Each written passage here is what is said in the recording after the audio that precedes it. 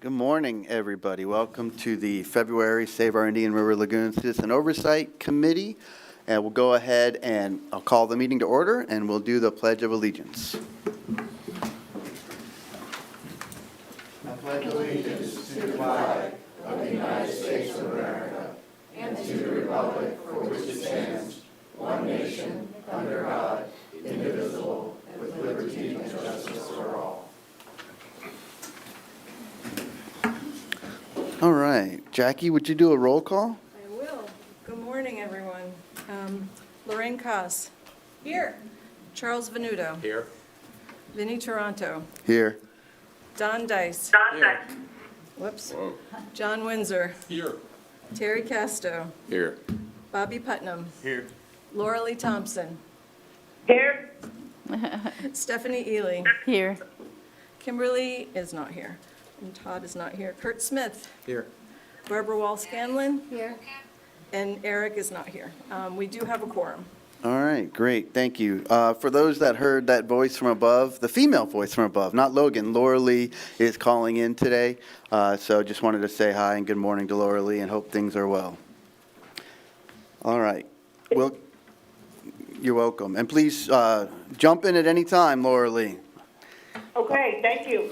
You're welcome. All right, we'll go ahead and do an approval of the agenda. Is there a motion? Motion to approve. Second.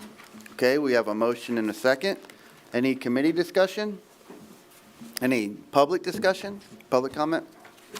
All right, we'll go ahead and vote on the agenda. All those in favor say aye. Aye. All right, any opposed?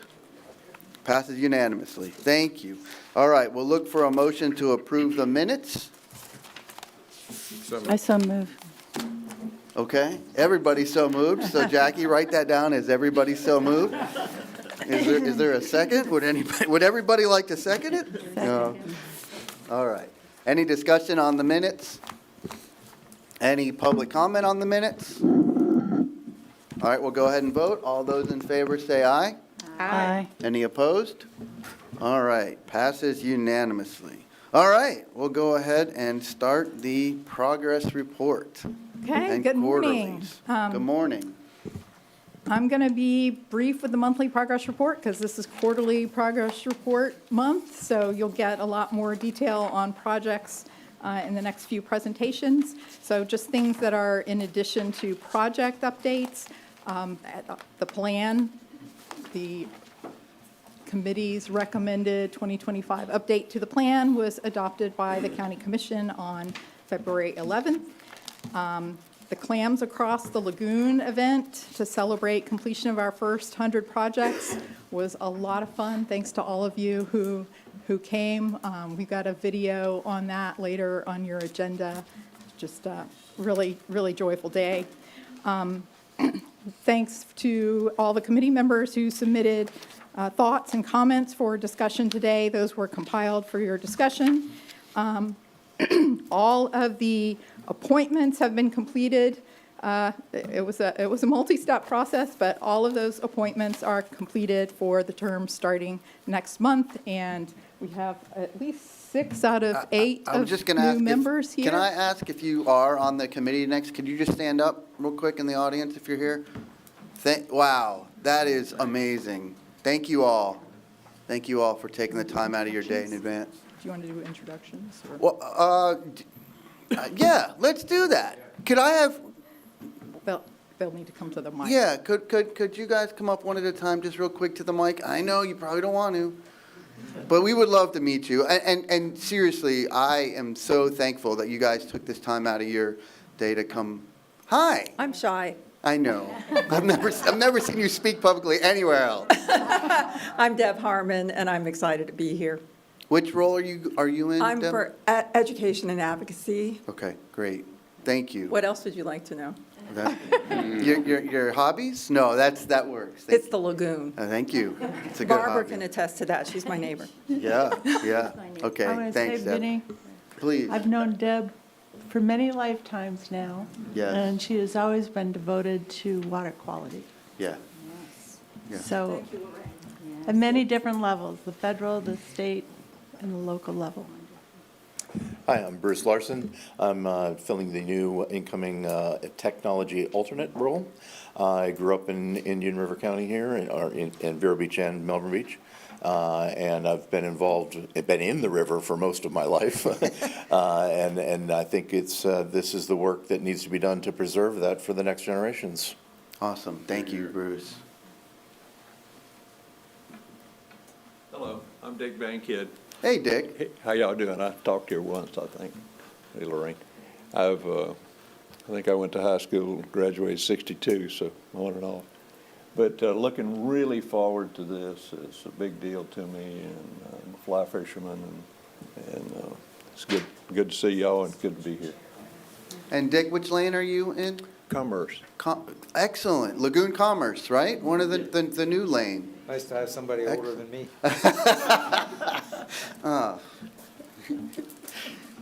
I feel the same way about height when I'm with Hal Rose, you know? It's nice to have somebody a little shorter than me.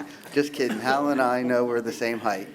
I'm Fred Goldstein. I'm the alternate for economics and finance. I've been in the county now 3 years. It'll be 2 days from now, and thoroughly enjoy it, and appreciate all the work you've all done so far, and I know there's more to do. Happy to get involved. Thanks, Fred. For those that don't know, if you go to YouTube and look up Explore the IRL, you'll see Fred out in the water with his paddle. Hi there. I'm Mark Schroep, so I'm the science alternate, born and raised in Florida, hanging out on the lagoon since I was a kid. Work now in, I guess you'd say, philanthropy, working with groups that do a lot of the kind of technology development that's needed on the lagoon. Awesome. Thank you, Mark.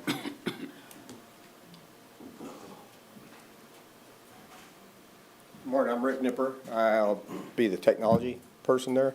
I got a few years in utilities, started in 1981 until about 2 years ago went stormwater. Used to work for this guy over here, Todd, for a lot of years. And I told him when I left that I got about, it's an hour and a half each way. I said about 3 traffic lights or 4 or 5 more years, and 4 traffic lights came in, so I had to retire and move on to a different field. It's stormwater now. So I work for Melbourne Tillman Water Control District.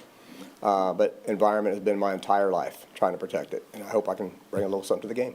Thanks. Thank you all. I've got to say, and I'm sorry, Virginia, I'll let you continue. When you all stood up in the audience, I literally got a tingle in the back of my neck. And that it's not the cold, Barbara, I'm feeling better. It's not the flu. It's just amazing to see people stand up for the lagoon. And that's what you all are doing. So thank you. This is a this is a thing, right, everybody on the committee? It's been a thing. All right. Sorry, Virginia. Yeah, that was great. I'm really looking forward to working with the new members.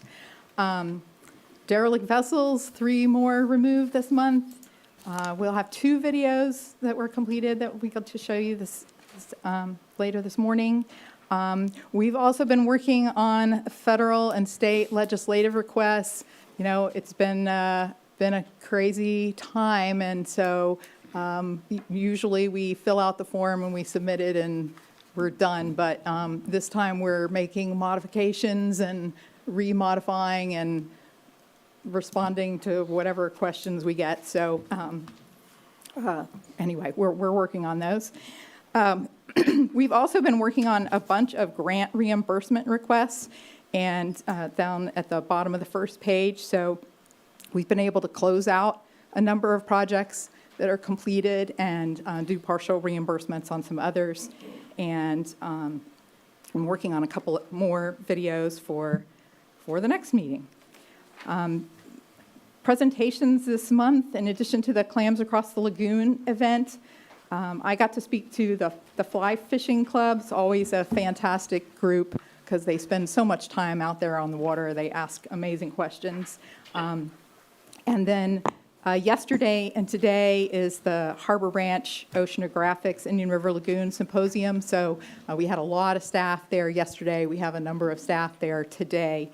It's always a super event. And I know that a number of you are also out there speaking, and we should probably be capturing that in these monthly reports. So if you agree with that, or if the next committee agrees with that, we'll try to prompt, please send us your events so that we can get these into the reports.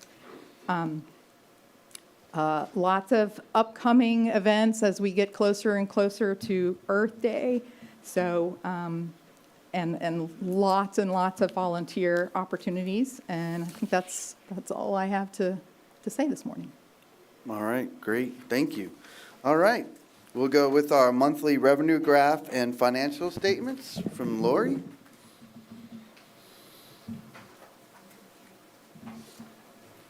Good morning. Good morning. Okay. So we have received 4.4 million for November collections, and the total revenue from conception is 434 million. We'll scroll through here. And for the monthly financial statement, the anticipated 504 million in revenue by the end of the fiscal year. The actuals received so far is 12.7 million. And the expenditures this fiscal year, the total assigned to the project is 83 million, and the actuals is 5.9 million. And then we're going to scroll through our Lagoon financial tables, which everyone should have received a copy.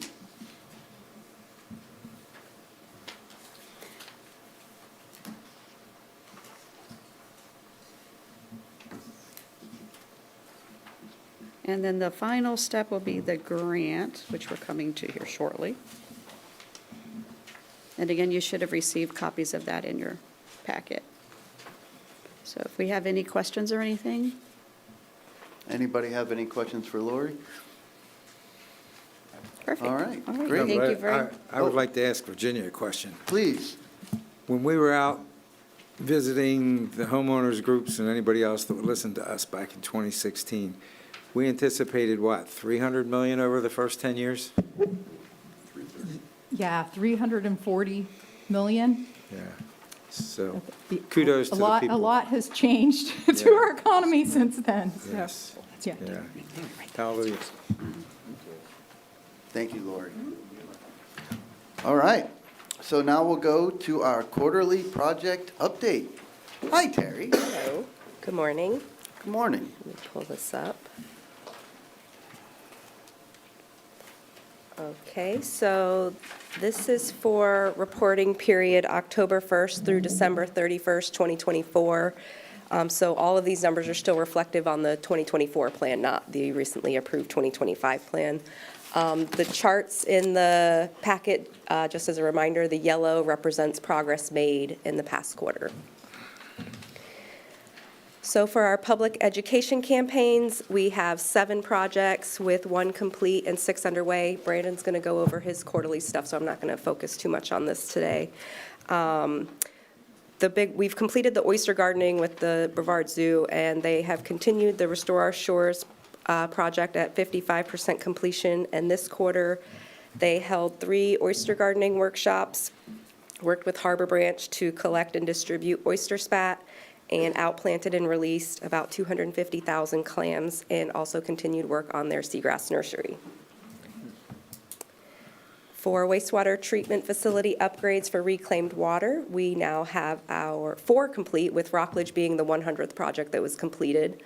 So that's further reducing an additional over 5,000 pounds of total nitrogen per year. And then we also have Cocoa Beach, Palm Bay, and Titusville Osprey that are already completed. We have 3 in the design phase. Melbourne, Grant Street, Worth, they're anticipating to rebid next month. The West Melbourne Ray Bullard is revising their plans to adjust for their inflated, or not inflated, but really high bids that came in last year. And the South Brevard County Water Reclamation, this is the one down by Barefoot Bay, they have started issuing task orders for design to get that project started. Rapid infiltration basins and spray fields, we have 2 projects with 1 complete.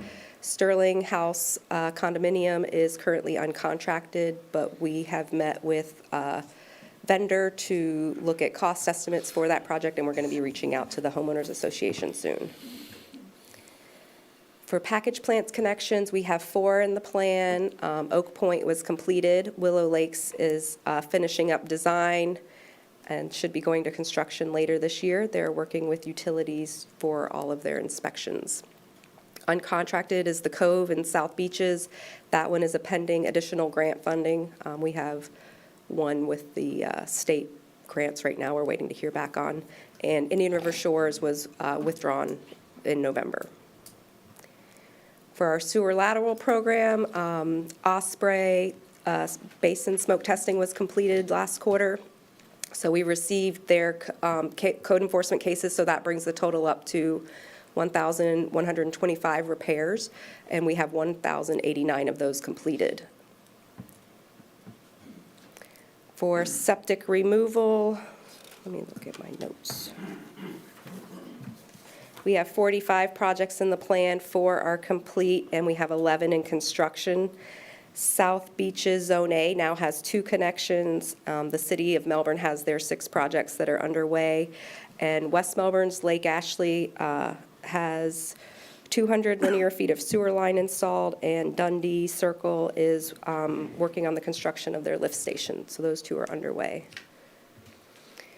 The MICO project is, I wrote the wrong number on the slide. It should say 63.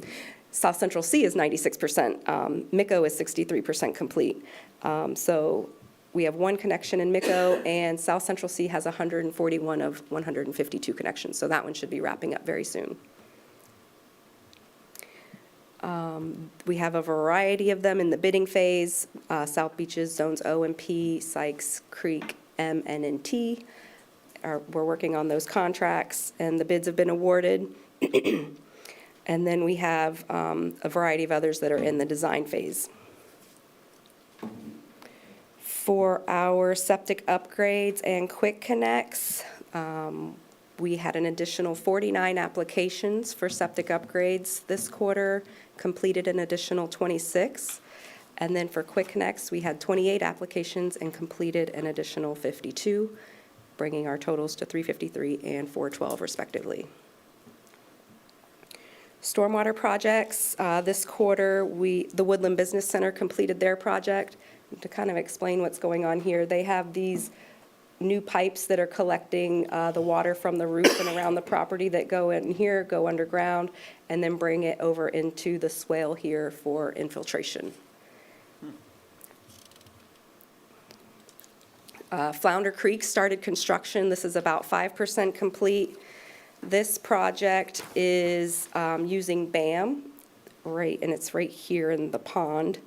And this is a skimmer here that pushes the water this way that go through the BAM for further denitrification before it is released into an outfall that flows into the lagoon. West Darlington is also under construction, and this is a very similar project, but this one's dry retention that'll be lined with BAM here, and then the outfall, there's a ditch right here.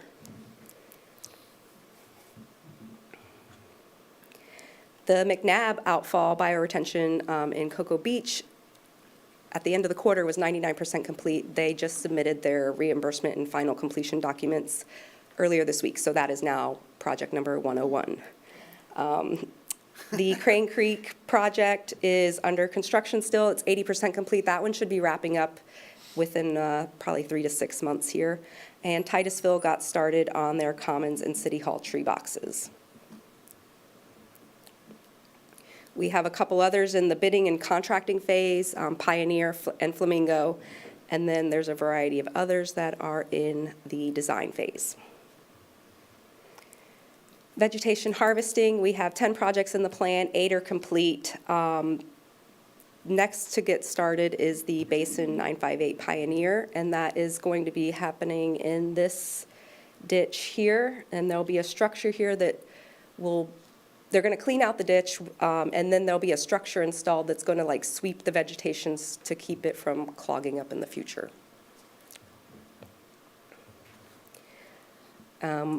Just to go back to this real quick, there was no work done on this, which you'll see later when we get to the end of the presentation. Just add, that ditch discharges to the canal on the right, and I believe those of you who've been on the committee for a number of years may recall rafts of vegetation going down that canal and very upset homeowners. So this is part of one of two different projects to try to reduce that problem. Thank you. For muck removal and interstitial treatment, let's see. The Grand Canal project is still closed for manatee season. That closed December 1st. It should be opening back up March 15th, I believe. They have removed 439,000 cubic yards of material. Sykes Creek, we're still in the bid specification for Phase 2 for that project. No work was done on either of those. O'Galley, the rebid was closed on February 4th with contract negotiations underway. We have 11 projects in the design phase. Titusville Railroad East and West are undergoing, what's the word I'm looking for? Alternative assessment, yes, thank you. And Canaveral South recently completed it, and they're scheduling a stakeholder meeting in the next couple of months. Oyster bars, we have 11 complete, 25 in the plan.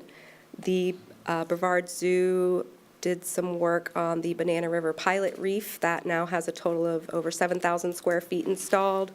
And the Central Tributary now has over 12,000 square feet installed. We've completed 11 of those, and then the zoo also went to contract for a couple of these in this past quarter as well.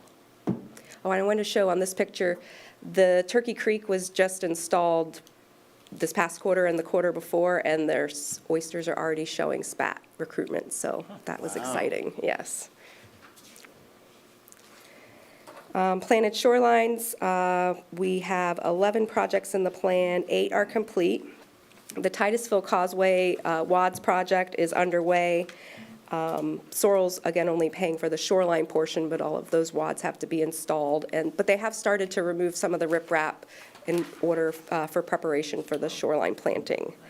I think there's over 300 WADs installed now, so they're moving along quite well with that. And the WAD stands for? Wave attenuating devices. Excellent. Thank you. Clam aquaculture, we now have 10 farmers in the plan. They have all contracted, so that is exciting news there. And that's our total number, right? We finally reached it. Yep. Every month I kept saying, we need some clam farmers. We need clam farmers. So Yep. we got them. All right. All right, and so here's our overview. So we break down total nitrogen by annual reduction and one-time reduction. So you'll see the one-time reduction numbers stayed the same because those are the interstitial treatment, vegetation harvesting, and clam harvesting, and none of those projects were completed last quarter. But our other numbers did go up with the Woodland Business Center and the Rockledge Wastewater Treatment Facility projects being completed. And then I have our TN and TP graphs, total nitrogen and total phosphorus graphs, showing what we do have completed, what's in progress, and what the plan has in store for us. And then lastly, here is our sales tax summary, showing what we've spent, what we have an additional 111 million in grants, 331 million in progress. So that's where we're at. Excellent. Mm-hmm. Any questions? Anybody have any questions for Terry? Bobby, please. When, where they're doing the muck off of Pineda? Grand Canal? Yeah, Mm-hmm. that's still all part of the Grand Canal, right? Yes. When did that actually start? Because I have a complaint from another department that has new residents that are complaining, and they know that's not a proper complaint, because they're trying to say, they know it's been there longer than they're saying. So they just wanted the actual date so they can. I believe it was 2018. It was started the end of 2019. 2019, okay. Okay, yeah, so it's longer than they've been here.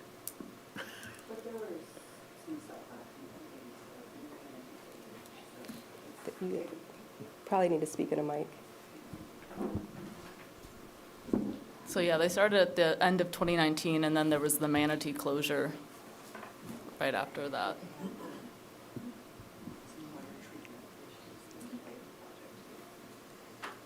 Yeah, and delays getting the interstitial treatment up and running properly. So, the county commission approved an extension, a temporary use extension for that dredge material management site last year. I think back in July.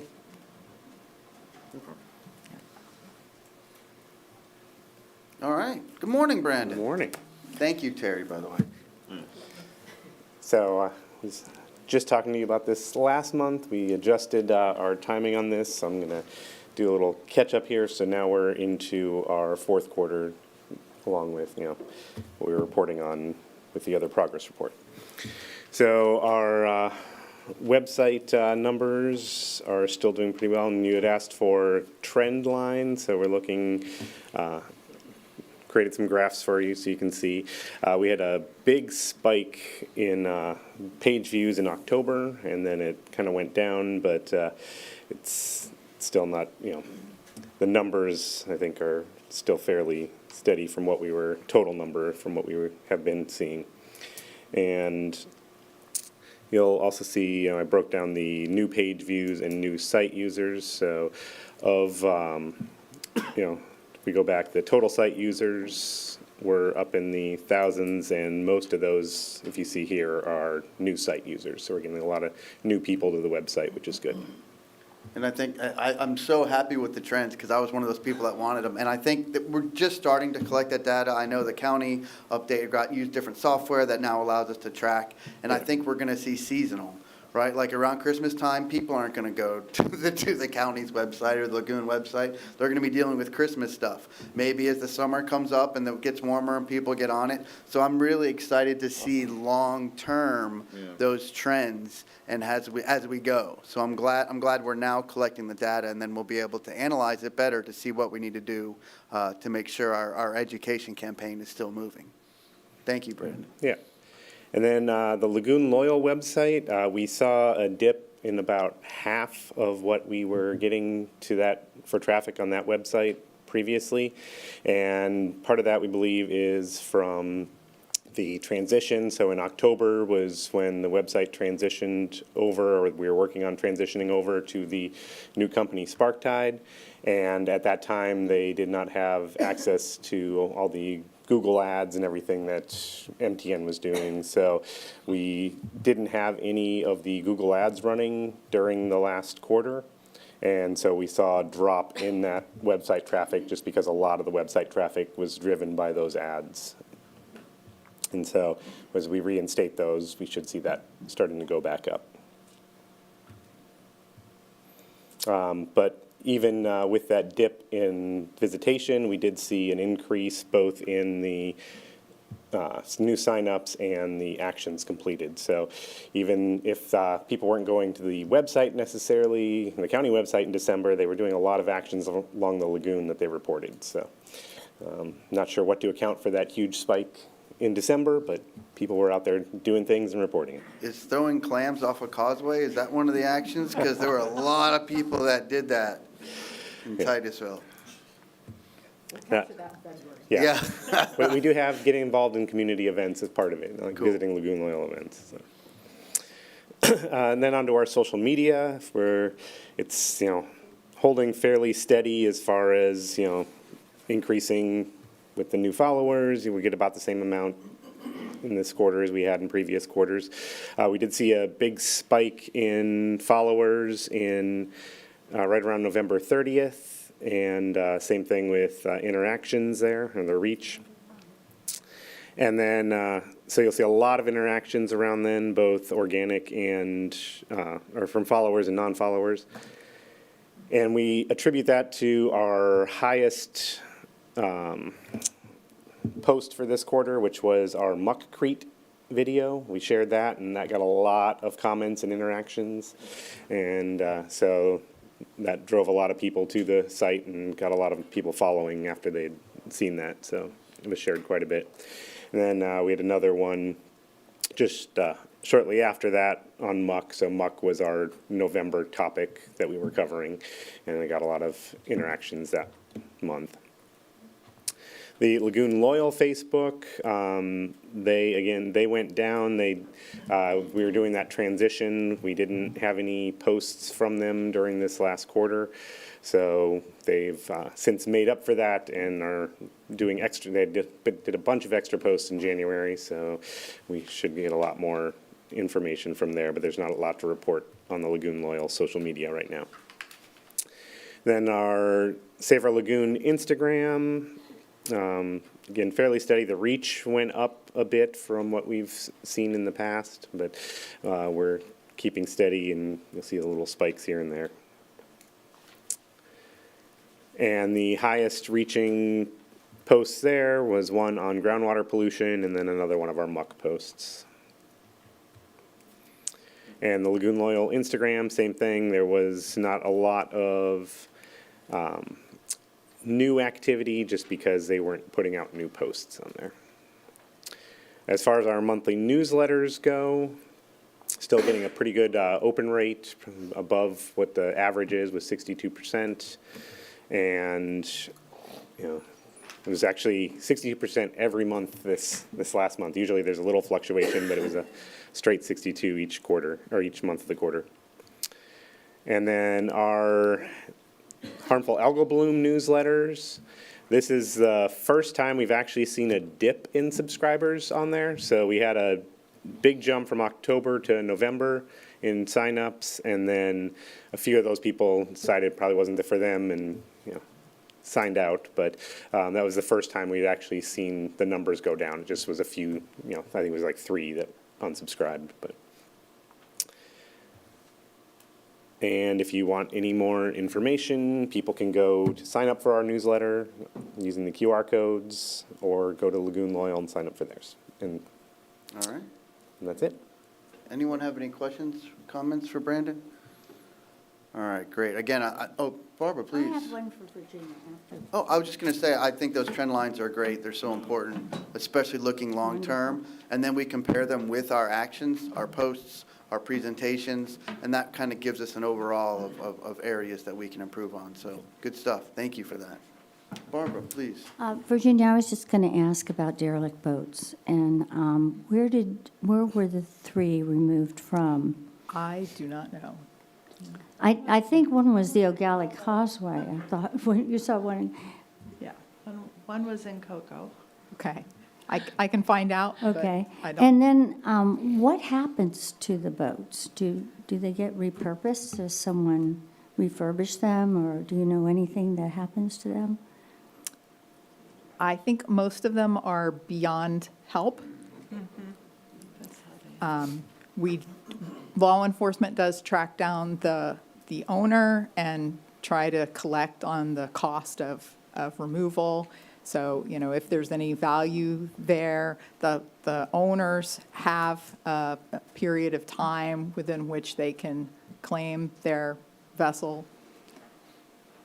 But I think, you know, by the time, all that process has played out, there's a lack of value there. Well, I reported a couple of derelict boats, or we thought, at Marina Isles.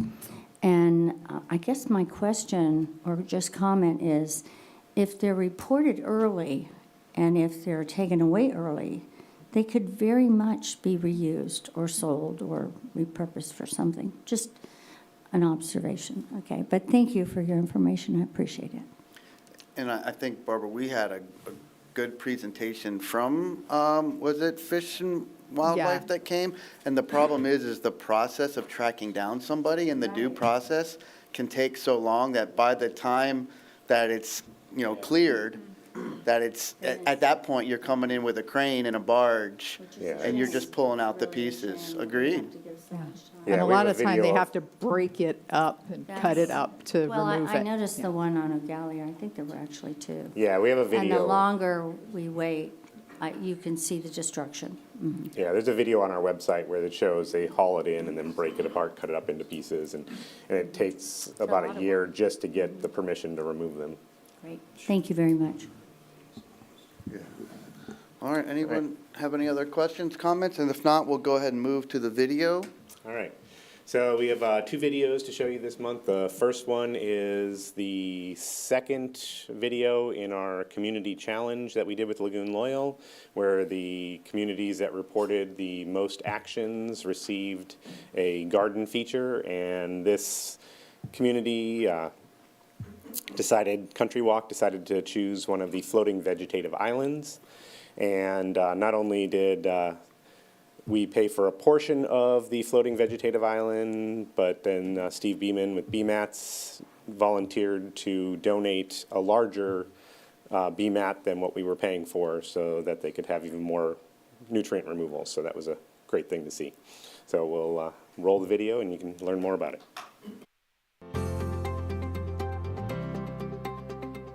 The Lagoon Loyal program is all about getting residents involved, doing actions to reduce their own personal pollution, and helping the Indian River Lagoon in the process. In the summer, we held a community competition where the neighborhoods that did the most actions were able to then get a reward of a community garden feature that not only beautifies their neighborhood, but also helps the lagoon. So the Country Walk community in Melbourne was one of our top 3 prize winners, and they selected to put in a floating garden into their stormwater pond. We are so excited to have BMATs here today. The BMATs will help the wildlife have something to climb up on and habitat into. Also will filter the water and make it a lot better when it exits and goes into the lagoon. Well, a BMAT is a floating wetland system with plants in them. The roots hang in the water column, they pull dissolved nutrients out, helps the plants to grow, and then that pulls those nutrients out of the pond to help the water be more clear. For most of the projects that we deal with, there are either communities or even municipalities that are trying to reduce these specific nutrients in the pond that can lead to algal blooms. As that water gets more clean, because these plants are doing their natural job at just assimilating those nutrients within their own tissues, this helps them prevent when water actually discharges to the lagoon system. It makes that water more clear, and therefore we're keeping those nutrients out of the lagoon system. For general maintenance, actually the company BMATs will come out 3 times a year, and just like you saw them going in, they'll actually pull the mats out. They cut the roots, they cut the shoots, they leave the meristem of the plant. That way when the mats go back into place, they'll just continue growing. But by taking this vegetation out, what it's doing is preventing the plants from actually naturally degrading as they would, and then releasing the nutrients back into the water.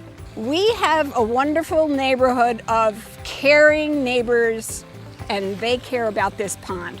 And so when somebody, and I don't remember who, found out about the Lagoon Loyal competition, we all jumped on it. And neighbors got together and we called each other and we said, you've got to do this, you've got to do this. And so we did. So besides the BMAT that we installed today, this community has taken other steps to help reduce the nutrient pollution going into their stormwater pond. They've added a no-mow buffer zone around the pond to keep out grass clippings, and also those plants can help absorb some of the nutrients. They've also added in aeration to help the natural biological processes in the pond. This pond has transformed over the last 2 years. When I first moved here in 2019, it was horrendous. I mean, it was really kind of a dead pond. And we have worked our little tails off as a community to turn it into what you see today. And this BMAT is just another addition to this wonderful effort that this community has done. Even if you don't live on a stormwater pond, typically the storm drains in your neighborhood will empty into a pond like this. So you can do your part and help reduce pollution going into it by reducing things like herbicide and fertilizer. You can make sure your grass clippings get blown back into your lawn so they don't run down the storm drains and add into that pollution. To learn more about what you can do, visit lagoonloyal.com to learn tips and tricks to help the lagoon.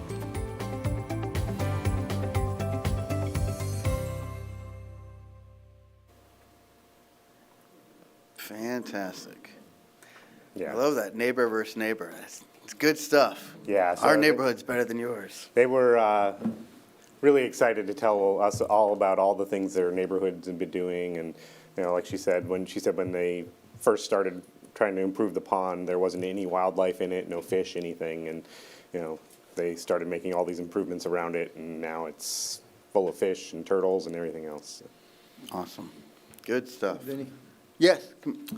Virginia, this is such a terrific display of what we're doing. Have we ever reached out to Dwayne to see if he would be interested in having you guys show this to one of the Indian River Lagoon Council meetings so that the other 4 counties have an idea of what we're doing? Sorry, we can certainly offer that. We are starting a pond watch program, and the National Estuary Program is providing some grant funding for that. And so, the programs will be working together to take ideas like what we saw here and work with other interested HOAs in implementing things that they can do to improve their pond. And so we'll be reporting the progress of that project to the National Estuary Program, but, we can certainly share this video and Yeah, I think it offer- would be most helpful because, as we've seen in this county, people love to be able to contribute. They just don't know what to do. So if they got an idea like this, it's something that could grow legs and grow real quickly. And Country Walk is one of the communities that's involved in our pond watch as well. So. And Cool. at all these community garden features, we also installed informational signs, so people who, maybe might not know what's going on can learn, how it's helping things and how they can help. Terrific. Is there another competition going on right now? A neighborhood competition? Do we have another one? Not currently, but we will, it was a good success, so we will continue those probably in the future, so. Yeah, I'd like, maybe if we can get one going as, the temperature starts warming up as we approach summer. I think those are great. And maybe, I know Virginia and Brandon, these were centered around stormwater and pond watch, which I know was our initiative that we were trying to get off the ground. And I think this does a great job of a launch, of a catalyst. Maybe we can also look at some of the other project types that we're working on, just because I think this is an exact example of what we need. It's community champions, right? That lady, she's going to talk about, and I'm sorry, I didn't bring my glasses, so I don't have your name. Please, I apologize, I'm sorry. But she is now a community champion, and the people around there are community champions, and that's what we need to make sure the message continues about how to improve the water. And I know a lot of things too. We get a lot of people moving to the area. And if somebody moves into that neighborhood right outside their house, they're going to see a solution to fixing the lagoon. I just think it brings people closer to the solutions. Yeah, and Brandon may want to jump in on this too, but so the community competition was not specific to ponds. Okay. But the award that they received for having the most actions, they could pick between several different project types. Got it. And so you saw a video previously on a garden. The rain garden that we have. Right, a rain garden. The next one coming up is going to be a pollinator garden. This community, because they've been working on their pond, chose the BMAT. So, Awesome. yes. Bobby, did you have something? So how long do they have to do that? Like, how long does the competition? We ran it for a month in August. So, Could we maybe also do something in that time for those in competition to spotlight what they're doing while they're doing it? Like as an extra encouragement for other people to join in as well? Just a simple little, hey, they just did this and they're doing this. Yeah, so it was through the mechanism we have to report actions to the website, and they just identified what community they were part of and then what action that they did. So we weren't, directly going out involved with those homeowners. We just sort of heard their actions after they completed them. Do they report them before? I think as Bobby's point, especially with like marketing and PR, is you tell somebody you're going to do something, and then you film yourself doing it, and then after it's done, you told them what you did. Yeah. And so if there was a way to capture some actions as promotions for the upcoming competition, and then if you're able to get some footage of people during the competition, and then after, that just helps tell the full story rather than, the end is amazing. That video, as Commissioner Smith and Bobby said, it's amazing. It just growing the coverage that we're giving it. Yeah. And we're working with Sparktide with some new developments for the Lagoon Loyal website. So there's going to be sort of a revamp. So they're working on evaluating that right now and evaluating how we do the actions and other things. So we can definitely look into how to do that. And I think that'd be great to do, people posting reels of them doing those actions. That's it, short little clips, yeah. Let them do it. Yeah. Yeah, and maybe like we do like a number of Instagram posts about things you're doing in the lagoon. That one wins a prize. So that way we're having actually the community be the one that's championing again on social media. Yeah, and we did individual challenges before the community one too. So we had the month prior to that, we were running our individual challenge so people could report actions, and then they won, we actually did a couple months of it where they won kayak trips. So. That's an idea. Cool.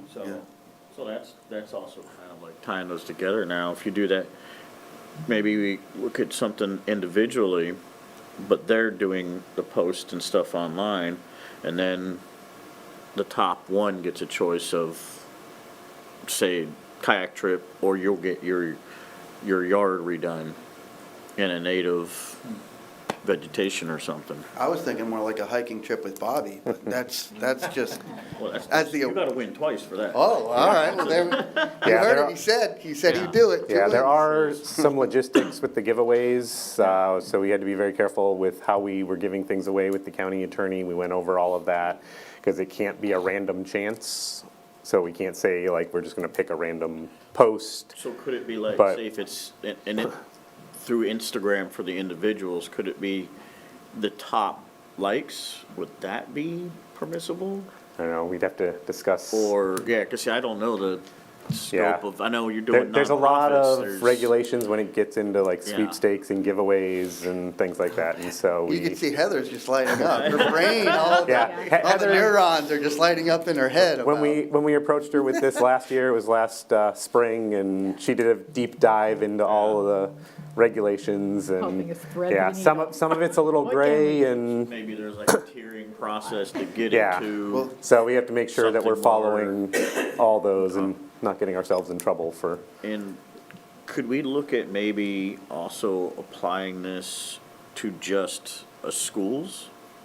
So each of the schools can also look to do their own competition on campus, and then get them, because some of them have ponds, some of them don't have ponds, throw in different options for them. And the Lagoon Loyal program is doing work with the schools right now through our stormwater division. So not Sorrel funded, but funded by stormwater, and they're doing some work in the schools already with that.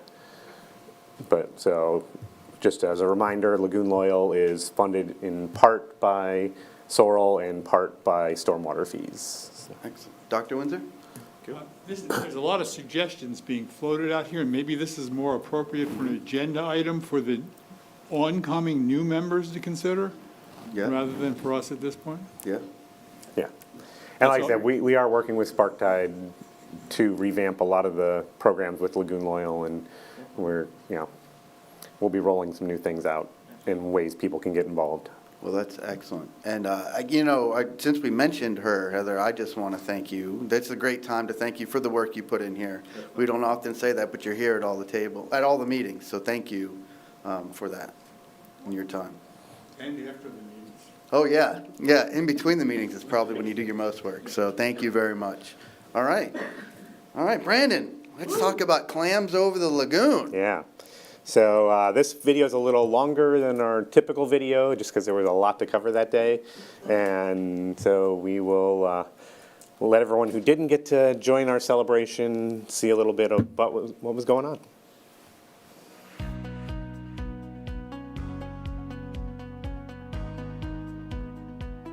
Today, we are here to celebrate completion of 100 projects that have received funding from the half-cent sales tax that was approved by the voters of Brevard in 2016. So here we are, 8 years into a program, starting from zero, building a whole program from scratch with the science, citizen oversight, with the guidance of financial auditors to make sure everything is transparent and spent exactly the way it should be with the people's money, to implement projects to restore water quality and a healthy ecosystem to the Indian River Lagoon.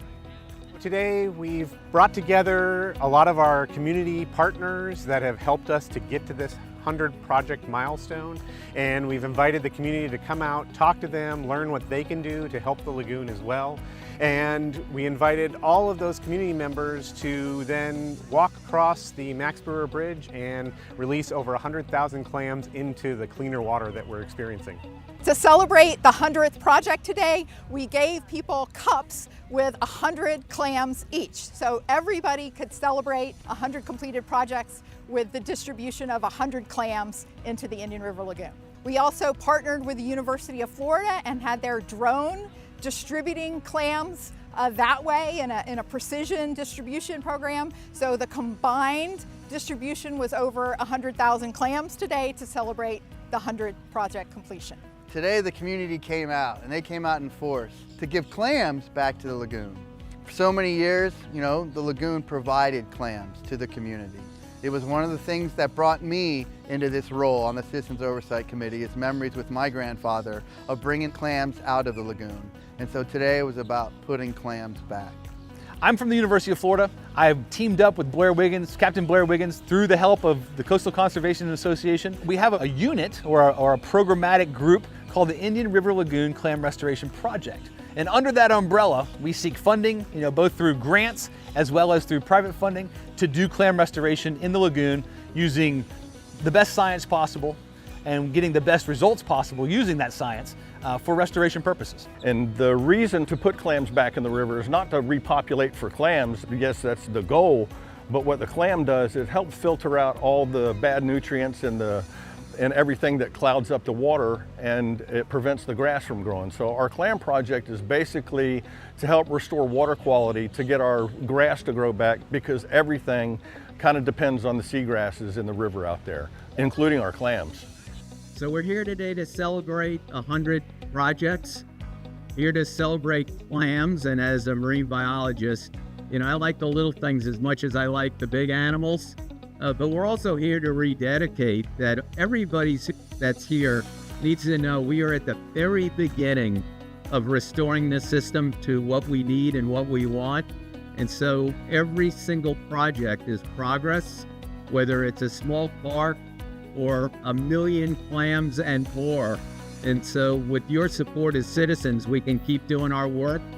If your support goes, so does the local, federal, and state funding that really is responding to the public desire, public need, and the public recognition that our quality of life, our communities, are connected to this Indian River Lagoon system. And if it flourishes, so do we. The half-cent sales tax provides a funding source for projects, but this is a community effort. And so while the county oversees the funds, we take project requests from the entire community, from all the cities, from NGOs, from community groups, and help to fund those projects to help the lagoon. So it truly takes a village to make all of this happen. This is the community's success. So a lot of times when we do events like this, people often ask me, what's the thing I can do to help the lagoon? And there's really not one single thing. It's a lot of different things. And we have 432 projects in our plan to help remove over 1 million pounds of nitrogen pollution. That's a great step, but to get there faster, we need the community to be involved too. So there are simple things people can do at home. And it can be as easy as making sure that your grass clippings don't get out in the street, or reducing or eliminating your use of fertilizer in your yard. So things like that can be a big help when everyone's doing that all together. It's important for the community to help the lagoon because it is a massive body of water. There's no way one person can do it alone. There's no way one city can do it alone. One agency can do it alone.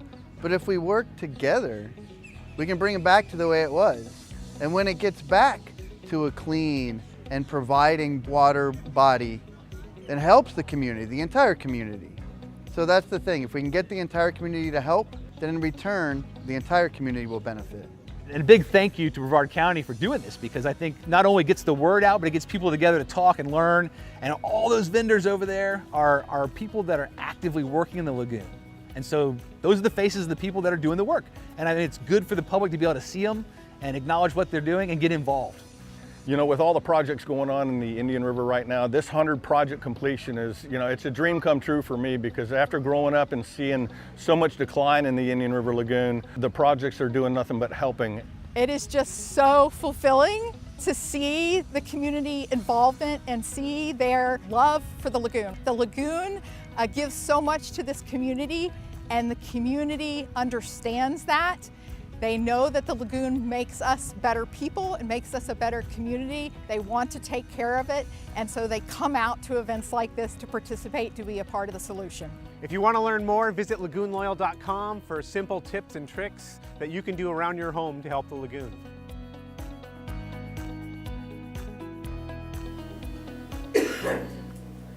All right. And the one woman you saw earlier on in the video in the wheelchair, she was 100 years old. So we had a 100-year-old releasing 100 clams for our 100th project. Man, that's good stuff. I had not walked that many steps in a long time, too, let me just say. And that clumps, you know how there were clumps along the, I think I was one of the further back clumps, so I'm sorry. I hit my step limit for the month and I was good. Great, that was awesome. Does anybody have any questions or comments on the videos? Okay, thank you, Brandon. So I think what I'd like to do is take a short break, a 10-minute break, and then we'll come back and we'll finish off this last part of the agenda. Does that sound good with everybody? All right, let's take a 10, and then we'll be back and finish it off. Thank you.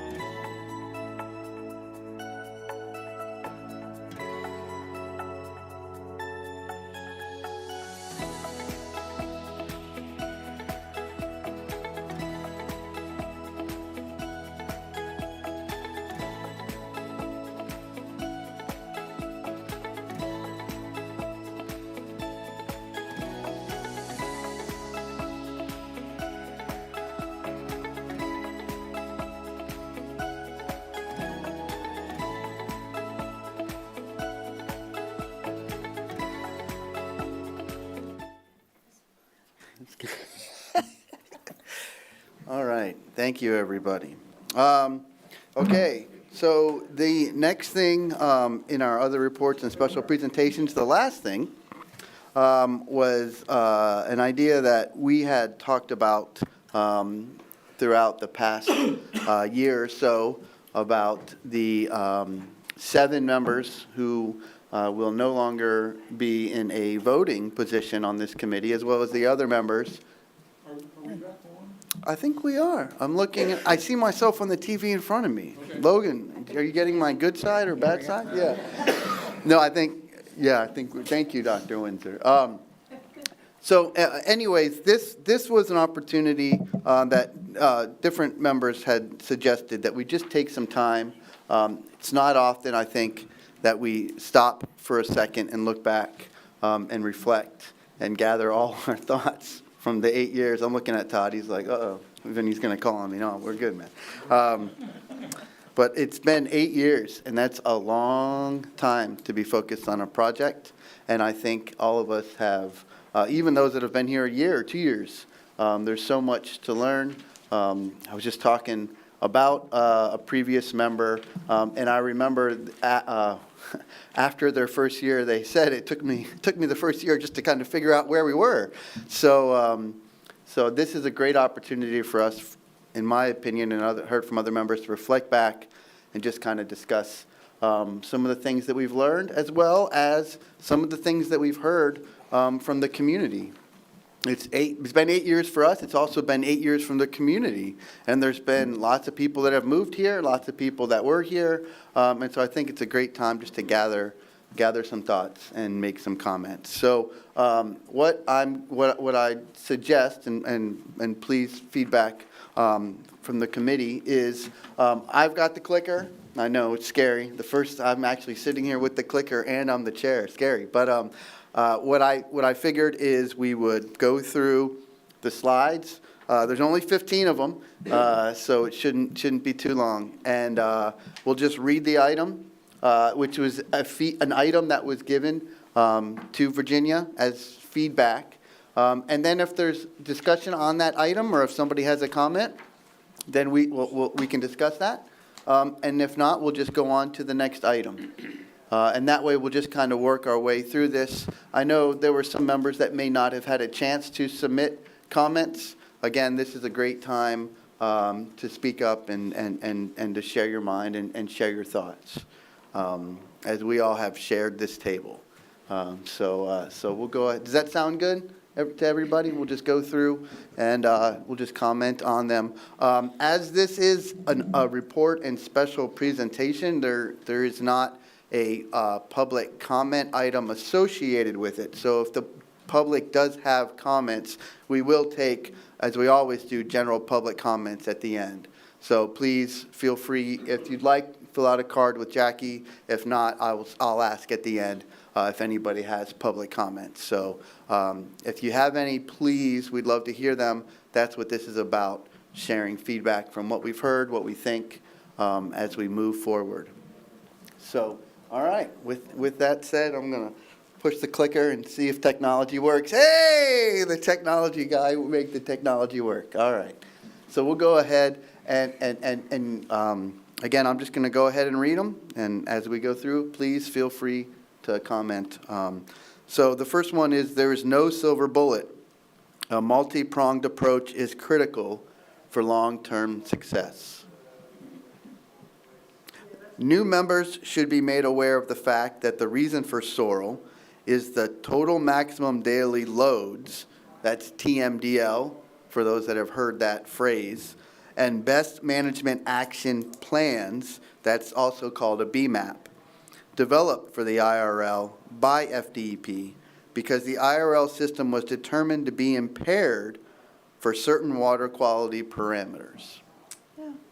Please. And Jenny, I was just going to, I was thinking in terms of new members, an orientation to the regulatory framework might be, really give some context for some of the decisions that we're making, because it is pretty complex. It is, and Lorraine, I think there are layers of it. I think that thread will run through a lot of the Okay. comments. And I was actually just thinking, Virginia, we have greatly improved our onboarding process to the committee. For those of us that started 8 years ago, the onboarding process was, welcome to the table. And that was the onboarding process.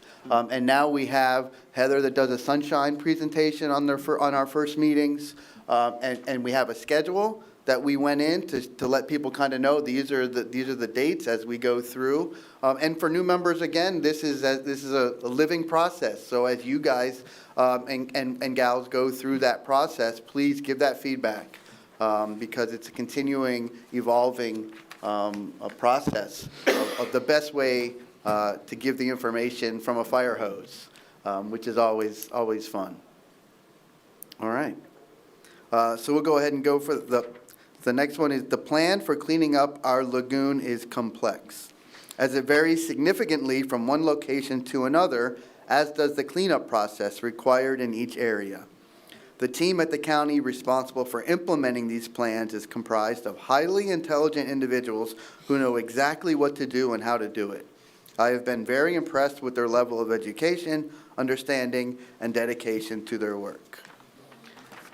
So I would just like to comment, as I always have, Virginia and your staff are amazing. You guys do this day in and day out.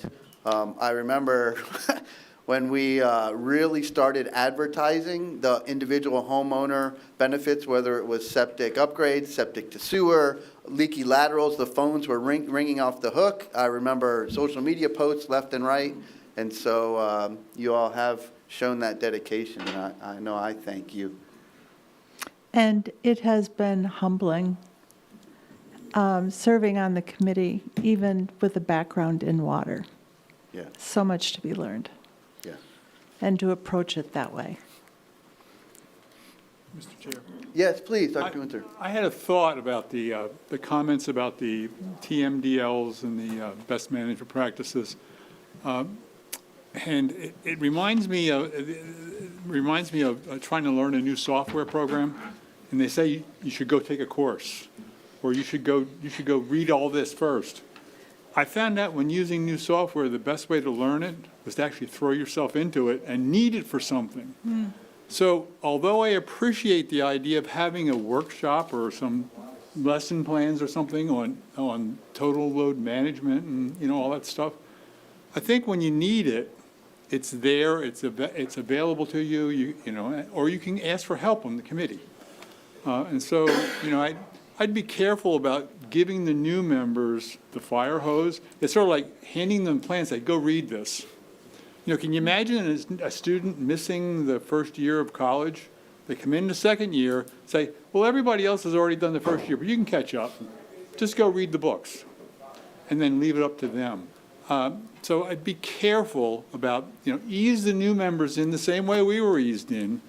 Let people assimilate at their own paces. We were eased in? Yeah. We were. I remember hazing like the first meeting. We were. We were. What about a cheat sheet? Wasn't there something about flying a least a plane cheat and sheet. changing the engines as we were in the air? There is. And Dr. Windsor, I agree with you. I'm going to give away a little IT secret that I tell people if they're not comfortable with a computer, I tell them they should take their keyboard to bed and sleep with it, because that way it's like throwing yourself in, right? You've got your keyboard next to you. Don't be afraid of it. But I think it is knowing that those resources are there. And those are words, TMDL and BMAP, that will be thrown around during presentations. So I think it is good, like you said, that the resources is made aware. Stephanie, and then Todd. I just wanted to say that, to me, the thing that I found the most important for me personally and for the committee is the fact that we were committed to following the science, that we were looking at what, data is out there and using that data to impact the decisions that we were making. And it's very easy, because this is a quasi-governmental agency, to get caught up in the politics.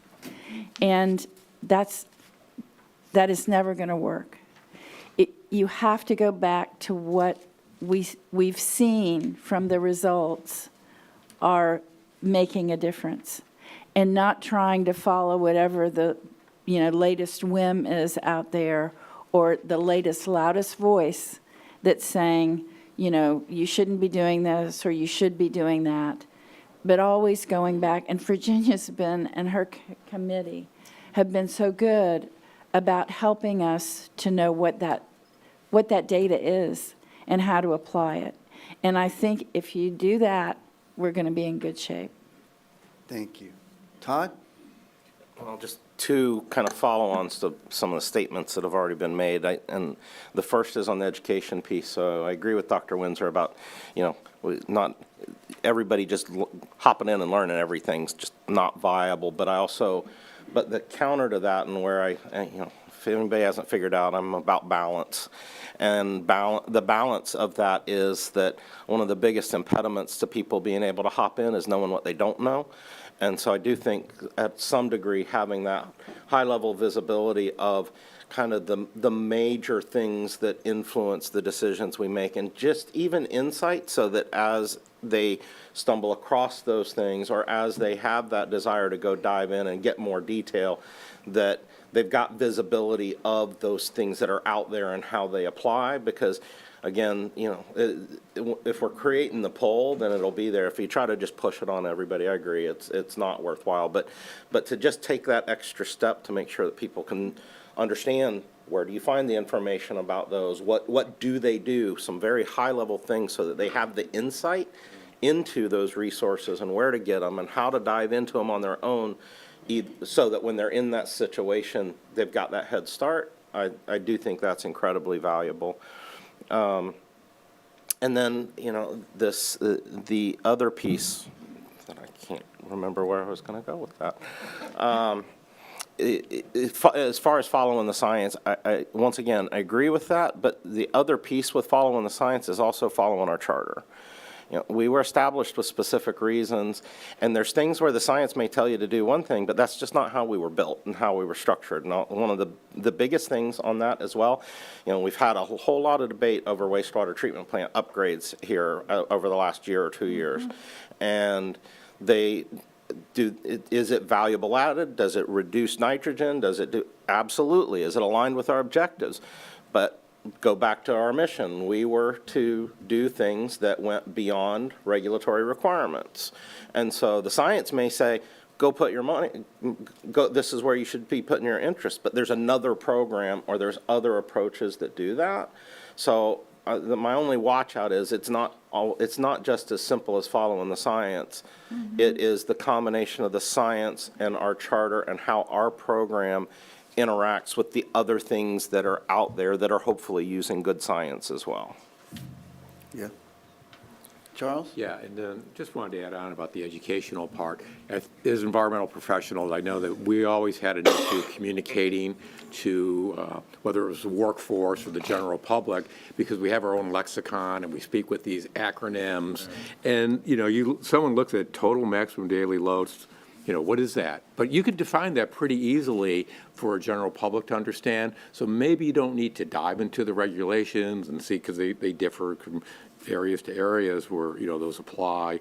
But I think we can provide a very simple definition that most people could understand, and then take that and not make that an impediment to furthering, but rather, okay, I'm comfortable with that. So it takes a little bit of knowledge and, education. Yeah. Yes, Barbara. I just want to thank everybody on this committee and all these fine, very, very intelligent people and our leader for everything you've done this year. It's been amazing to me. I mean, I'm the non-scientific person, okay, but very logical, and I've learned so much over the past year, with the help of Benny, of course. But thank you for everything you do for our environment. I mean, I see the difference, and it makes me really happy when all the birds are jumping in that water, and I can see the bottom of it sometimes. It's great. It's so exciting. But thank you again. I appreciate the opportunity. All right. Okay, the last item on this slide was we are setting the new expectation, and I think somebody said it here earlier. Back in the early days, we said we're building the plane as we're flying it. And that And that was an expectation, but I think the Wright brothers would be proud of how we have flown this plane. All right, we'll go ahead and go. Is it Basin Management Action Plan? Yes. Yeah. okay. Yes. See, there we Is that- go. Well, that represents, and that's simply the watershed area. So, but they are important, I've Yes. discovered. Okay, all right, so we'll go one down, 14 left to go. We're doing great, everybody, we're doing great. The structure of the plan was well thought out. The adaptive management approach used here is a critical key to moving forward. Relying on the originating ordinance charge has been key. I think that was, one of the things Todd talked about, is relying on that ordinance in our charge as we move forward. A better explanation of the tax should have been developed. So much resistance in the community seems to have centered on what projects can be supported by the plan and what projects cannot be supported by the plan. And I think that speaks to our education and trying to make sure that the community understands, because people are so busy and it is so hard for them to get time to understand the plan. The flexibility response portion of the plan allows for recalibration and to support the most cost-effective and pollutant-removing projects. When we started the Citizens Oversight Committee in 2017, growing and planting seagrass was not on my radar. But as the seagrass crisis emerged, the COC was educated and supported efforts for this emerging science, or art. Educating the COC is valuable and allows for better informed decisions on what projects to recommend. Well said. Yeah, I was just going to say, this committee, in terms of the education that we've been able to provide members as well as the public, that's where it's just really outstanding compared to any of my other public service work or committees that I'm involved in, is that we're really leaders. The education that takes place here represents leadership. So I'm grateful for that. And I think that was one of the original plans, which is of having a citizens oversight committee, is that we're citizens. And so knowing what the general citizen thinks and being able to hear from them and then helping them learn about what's going on.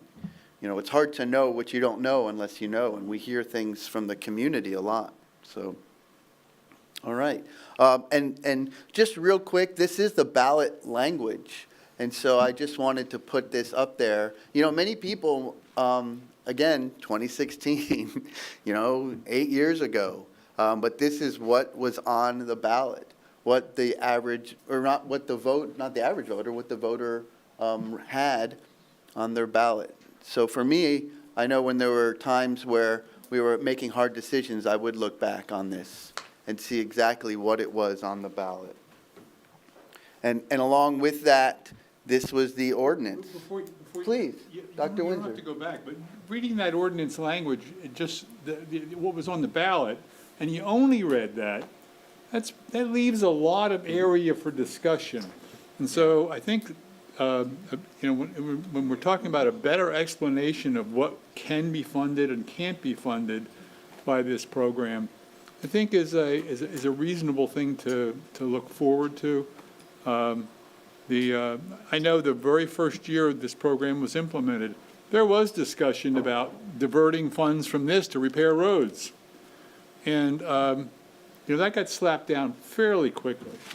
But then from then on, there's always been this undercurrent of, well, is there some way we can use the funds some other way?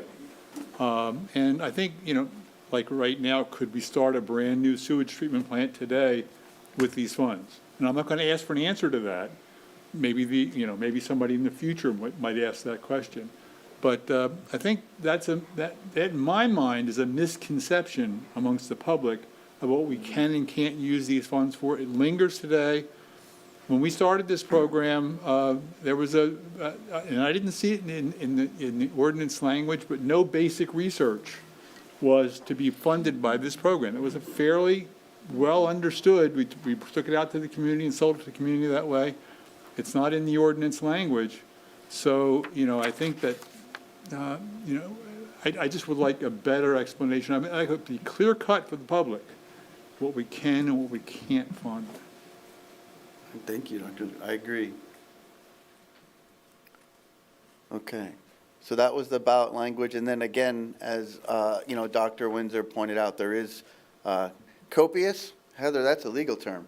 There are copious amounts of other documents and information surrounding that ballot initiative. And, the question is how many people have the time in the day to look at it. But I know I've looked over it and read it, and it has helped guide me. All right. So this is directed on communications. A greater emphasis on effective education is important. And I know we have, Virginia and Brandon, ramped up our education program over the past couple years. And I know I love seeing YouTube, commercials and videos. And I think I had something in here about that I'll mention when I get to it. If I could jump in there. Please. Yeah, and I think that not losing sight of history, there was a very much stronger emphasis on education when we started this program, and we were overridden by the county commission. Yeah. And said, delete that education. We don't need that. There's plenty of information. There's a lot of argument. There's, put something in there, put a mailer in their water bill or whatever. We didn't feel comfortable with that, but we went ahead because we don't make the final decision. We only make recommendations. And I think all the way along, this committee has been very supportive of educational activities and been recommending this every year that I've been on this board. Yeah.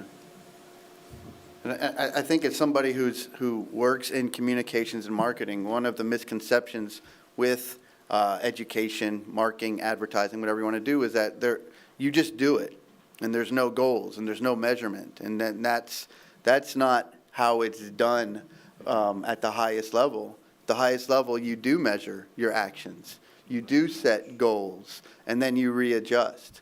And I think, Virginia, that was something that we talked about when the first videos came out. There was a suggestion from the committee: can we add a call to action at the end? And so it's not just this is what we're doing, but it's this is what we're doing, and this is what you can do. So I think looking at education as an action-based messaging with goals and measurable, I think is great. Trend lines, Brandon, I love it. I love me some trend lines. All right.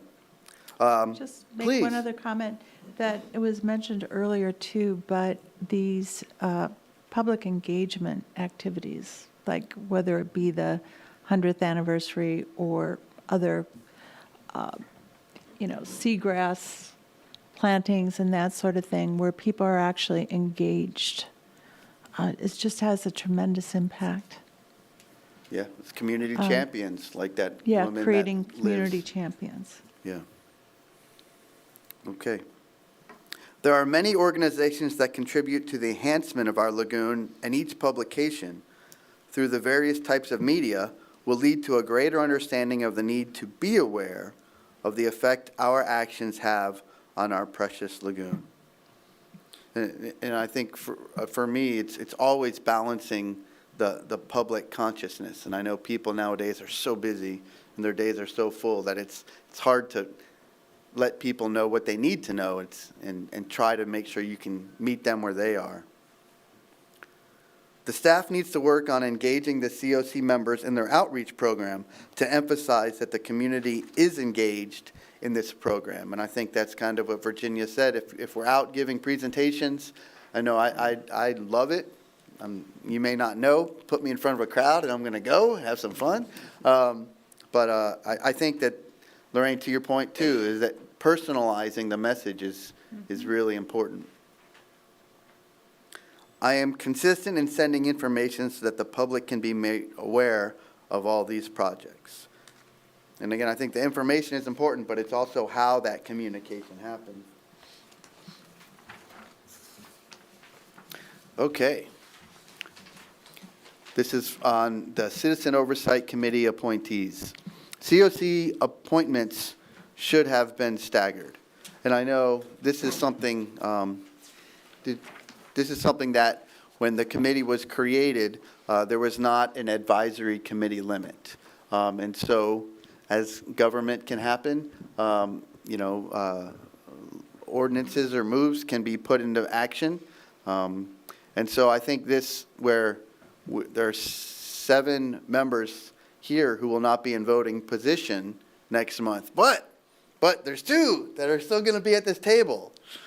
And so I do think that the committee has done a good job of being agile with bringing in new passion, new perspectives, and also maintaining that institutional knowledge. Okay. New members are coming onto the committee after years of evolution of reallocation of funding. Figure 5.2 of the 2025 plan clearly shows some of the original considerations that have changed through to the current plan. And I'm going to go ahead and put that up. No, I'm not. Oh, looks like it might not be. There it is. Yeah. So this is that figure 5.2, or a portion of it from the plan. And it just shows that, adaptation, that agility of the original portions of the plans and where they were being spent, allocations to where we are now. So, some people may point out that the dark gray and the light gray are both muck related. The light gray is the interstitial treatment. That was something that we didn't even necessarily plan on in the beginning. But if you combine the grays, that would be the combined dollars on muck, and it still is a huge difference compared to the gray from the first plan. And that's from 5.2 in the plan. Vinny, the problem with these pie charts is the pie on the right is a much bigger, 60% or more, than the pie on the left. So, unless you unpack that, you can get the wrong message, the wrong idea from this. So, I prefer the ones where you actually scale the pies so you can see that, yeah, we're talking about it's 60% in one chart, it's 27% in another, but the 27% is 27% of a bigger pie. So that is a good point of clarification. The pie on the left, there's less pie. Because that's when we had the 380 million, as opposed to now the 340 versus the 580. But I think, all right, is that me, Logan? Oh, is that Laura Lee maybe trying to call back in? Okay. Anyways, that's Vince. Vince, we need to go dancing with your ringtone. I like that. But I think, Terry, to your comment, if you were to look at a linear growth of the project plan, we've still reallocated the amount of money that we have. So we may be spending the same amount of money on the dredging, but as the project plan grew, we reallocated percentage-wise where that money was going. So I think both those things are true. There is more money, but the allocation for the overall plan still changed. Oh, yeah. And I would just add that the buying power of the money also changed a lot. Yeah. Yeah. Vinny? Please. Well, going back to slide 7, the last bullet, I just wanted to add to that the other thing I think will really impact us that has changed is the stormwater rule, the new stormwater rules. And so that'd probably be an important education piece as well. I would love to see it. I'll make sure I'm on that call. And so what Lorraine was mentioning. So we're looking forward to, because they actually go into effect in December of '25. So that's the familiarize the new COC members as to recent legislation that will affect residents within Brevard County and the IRL system watershed in the future. And I think, as you said, the stormwater goes into effect December 31st, 2025, I believe. Yeah. And that's the stormwater, but then we also have on the horizon, the 2030, no standard septic tanks in the Lagoon watershed. So that is another thing to I keep. mean, that already exists, right?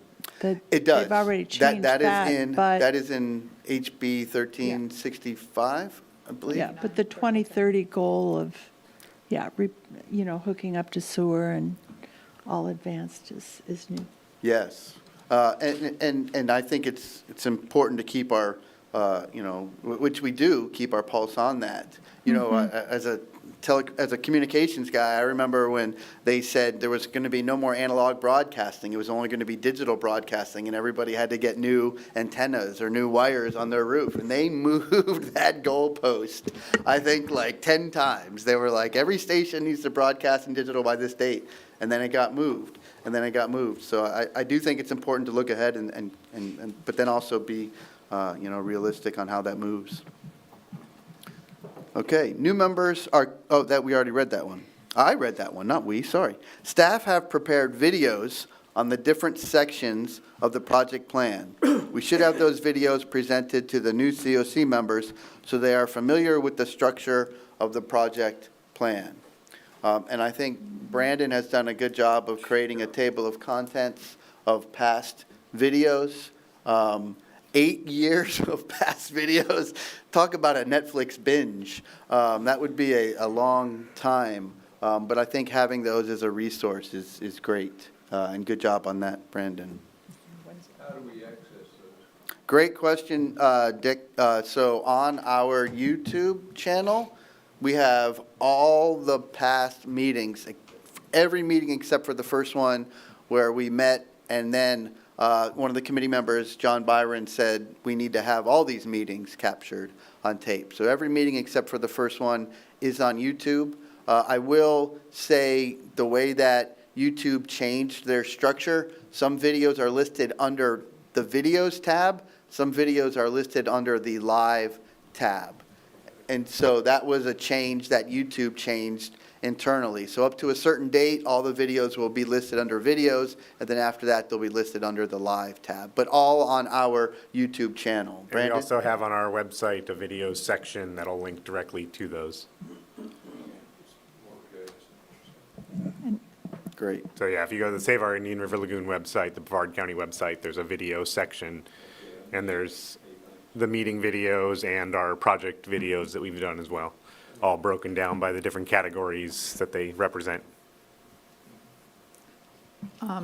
Dr. Windsor worked on going through all the speakers, all the experts that have spoken to the committee, right? And those are all broken out as well, so. Yeah. Thank you, Dr. Windsor. Better than Netflix. No, way better viewing than Netflix. I agree. It's amazing. Okay. The story map for the plan projects is excellent. We should familiarize new COC members to the information provided in the story map. And I think the story map, again, available on our website, is a great tool to look at as that 30,000 square foot view.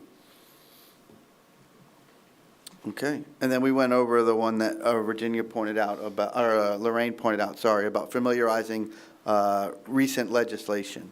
And Virginia, you do a great job, and staff, about bringing those to us and presenting on it. All right. So now we're on to the communications, which we've already mentioned many times, which is good. The COC members represent the face of the community. Each member needs to be willing to engage the community as to the significance of the program and the management of the funds in achieving the goals of the program. Citizen outreach from COC members has been critical to personalize the tax. And I think that's kind of goes back to what Lorraine talked about having those champions in the community that put a face to a plan or an action. COC members' differences of opinions is good. This one is mine. I'm going to come free and admit. I don't know those that were on the committee who remember way back in the day when we used to have discussions with John Durkee about the miles of oysters that we could put out on the lagoon. And I just think, as somebody who agrees that, or who thinks that having discussion, even if you don't agree on the points of it, having the discussion, there is value in that. And so I think it's not important that we all agree, and I know we don't always all agree, and I think that is a good thing. The standards established with the COC and other expectations set by Sorrel leadership for budgeting and community outreach have been admired and set new standards for future programs proposed or desired in other parts of the state and the country as well. I know when MRC had a lagoon-wide action conference, there were people from many other counties, and they were very jealous at the fact that we had a plan that had funding long-term. Well, we've had some of the speakers as well mention that when they were talking to us. I think most of them were via, feed. Remote, for sure, Bob. They were seeing this as a potential example that they could hopefully utilize in their respective areas. Yeah. That they could, so we need not be afraid to also tout the good things that we have and do. For sure. Is there another area in the county that has so much oversight for what they do?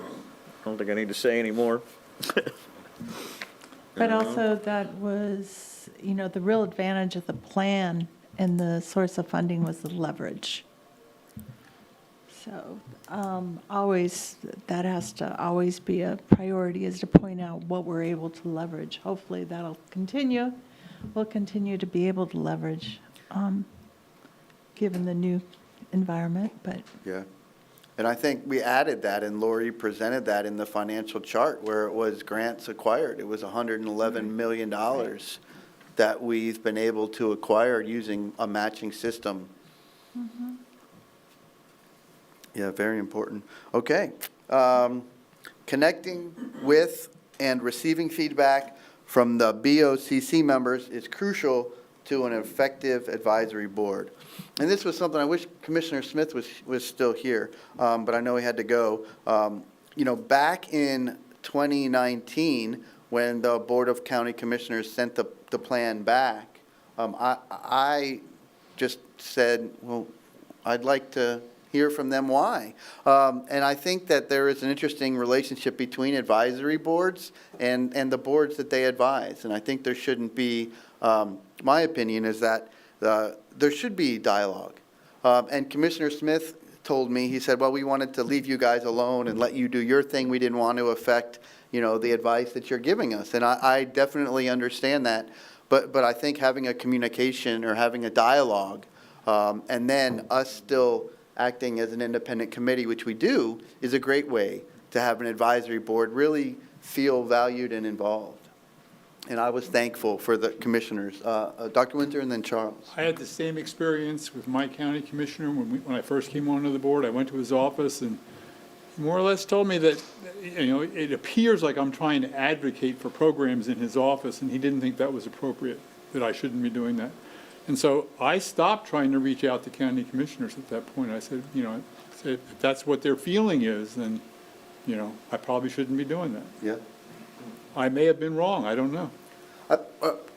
Probably not at that moment, Dr. Windsor. I think times changed and different things happen. I just was thankful for the past commissioners and the current commissioners who have really worked with us on this program. And I think it starts with trying. You reached out, you tried, and that was great. I have had people who are currently on the commission reach out to me and ask me questions before they were elected. Yeah, and I think that's fantastic. Charles? I was going to say, we did have some representatives from the county commission's office or some of the district representatives come to our meetings, but that's been a long time since they've had that interest. So they did have that conduit. I mean, they can come to the meetings anytime they want or send staff, but so we did have a little better communications. Yeah, well, and I think the communication always starts with one part or both parts reaching out, and I think that's always a good thing. Okay. The next one was, we'll go to site selection and distribution. Slide 10. We're really going through this, everybody. Great job. Moving through it. The experience and planning invested in the execution of these projects will create many future opportunities. We will eventually examine the target locations regarding their interaction with the lagoon, especially as it relates to new construction developments such as planned unit developments and small neighborhoods. Our target should include areas adjacent to those positively affected by our plan and all future developments. It is understood that projects within a plan year need to be distributed nearly equally across Brevard County. However, certain areas of the IRL system may need greater emphasis than other areas. Allocations should be mindful of the importance of restoring the IRL system. All right. Under current priorities of the plan, maintain course despite increased voices or lack thereof. And I think, Lorraine, you had mentioned it, and I had felt the same way. 8 years ago, the lagoon was a huge priority. We had a big system-wide fish kill. Everybody knew about it. And now we've got, again, new people that have moved here. There may be new priorities, whether it's putting food on the table and so it's figuring out those priorities as we move through those things. And the new legislation. I'm often struck by new folks that move here from other places along the Indian River Lagoon with the expectation that it's waterfront. Yet I think if it were as it was in the 70s when, you had the seagrasses and you had times it was covered black with ducks, that's not what they wanted either. They were looking, for something waterfront lake, something that isn't that system, that natural system. So part of our education, public education, should be building an appreciation for that. The natural system. We have to overcome people's baseline, because if they move here now and they see the lagoon in that condition, it's like, well, it's always been that way. But, as you just said, back in the 70s, water was clear. So, it's recalibrating people's baseline so that we can get them back to the 60s or 70s or 50s, whatever is appropriate. And that's hard to do, but it is something I think we need to continue to work on. Yeah. And I think, people think of Florida, the most highly marketed and money area from Florida. It's probably South Florida, Miami Beach. And when you think of that, you think of the clear water. You think of big, long, white beaches. Somebody posted on social media about we need to rake all the seaweed off the beach because it needs to be clean. And that's just a perception of beaches that they've received. And so I think it's an understanding of natural systems, of where we are and why things exist. Yeah. Okay. Figure 5.2 really reflects the evolution of the plan projects toward current priorities. Those being to work on the preventing and limiting pollutants from entering the IRL system. Example, sewer connections and laterals, septic system upgrades, sewage treatment plant upgrades, and stormwater projects. The legacy nutrient projects represented by muck dredging projects are important. However, they are more difficult and expensive. They need to continue, but can be done over time. And I think, again, that's part of that priorities. And I'll bring up here, this is a great table This is from table, what is it, Virginia? ES1, the ES1. executive summary. Yeah, executive summary from the plan. And one of the things that I really find give me stability with the plan is that we base things off pounds. And there is a table like this where you can see here's the average cost of a project. And it makes, when you look at prioritizing, gives you a baseline to be able to discuss projects. We'll get to that. So the next one on current priorities, or the last one on slide 11, recent examples have highlighted the high costs associated with certain septic to sewer projects, raising concerns that these initiatives primarily benefit high-value homes along the Indian River Lagoon system. We as members of the COC understand that we are focused on dealing with the water quality problem, not benefiting a particular homeowner. We should rethink and debate this issue because it is an issue that will continue to be one of public concern. Possibly the finance COC members could put forward some recommendations.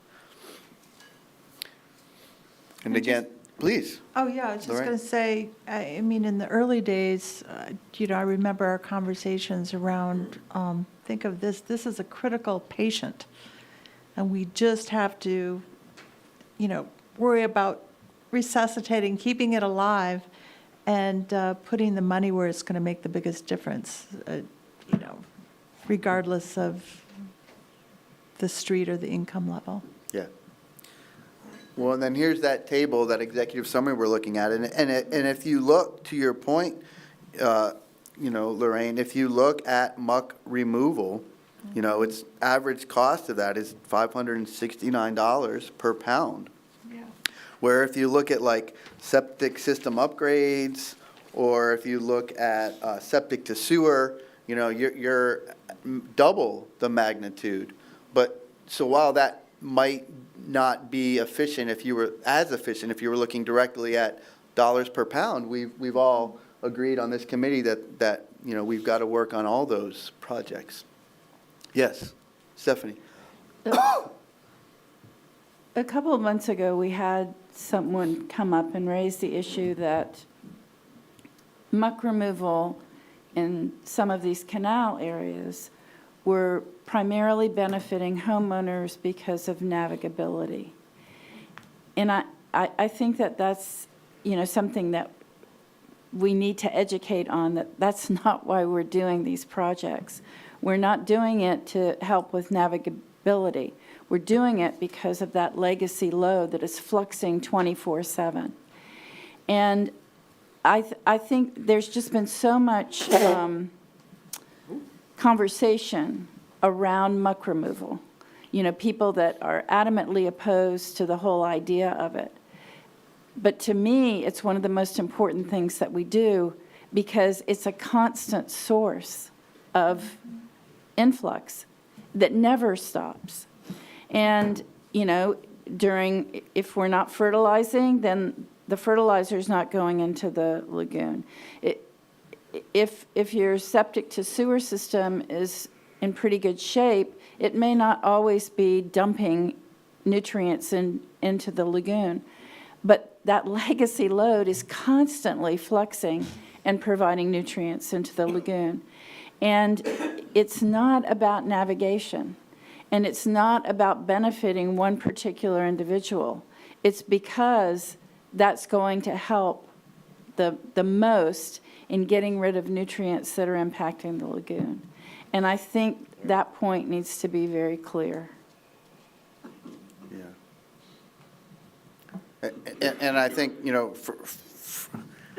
somebody else said it in here, that back when we started this, seagrass growing wasn't like right there on the top of our list. But when you think about seagrass and you think about what Dr.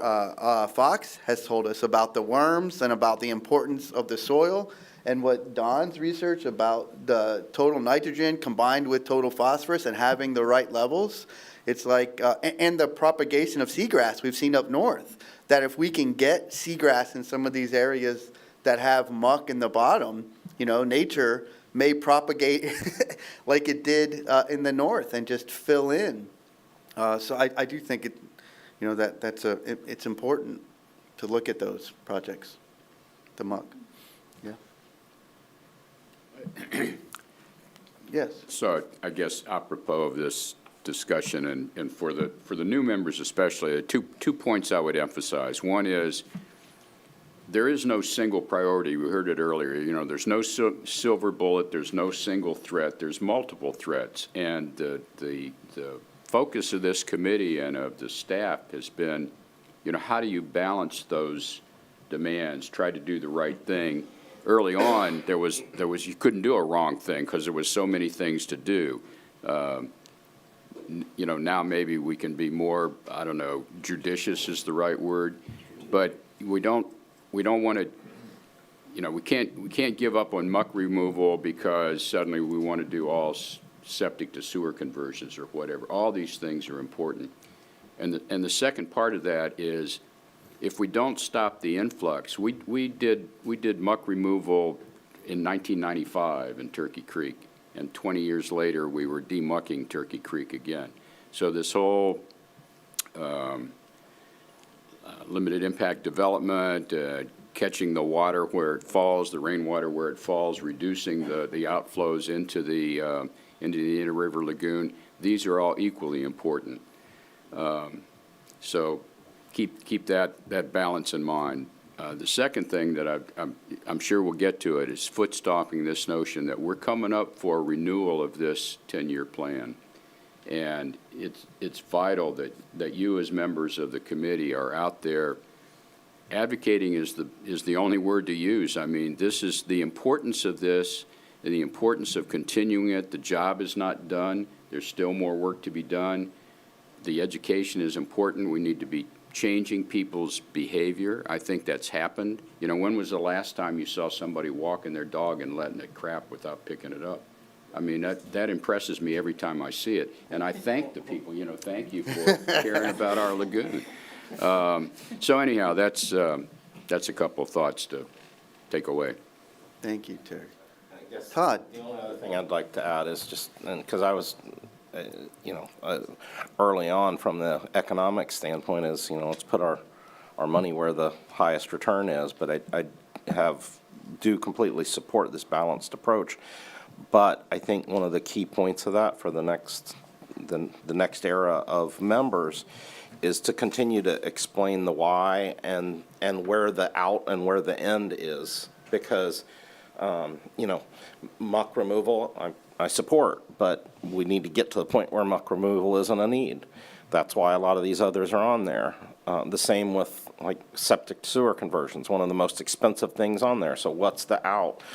And the other is, you know, just explaining that why and how things connect, because one of the things that has happened is our investment in a few of these has brought extra non-local dollars into the community that has helped more projects moving forward. But I would encourage everyone in this next era of this committee to continue to think even farther ahead of what are the next steps, how are we using this not just for the outcomes on that project, but the leverage for where it needs to go so that we're creating a more sustainable approach that's going to happen over time and become self-sustaining, because this, you know, this lagoon contribution may or may not be around forever. So maybe it's the best approach, but because it brings in a lot of dollars that aren't from the community because of our tourism and visitors and other things of that nature. But thinking long-term about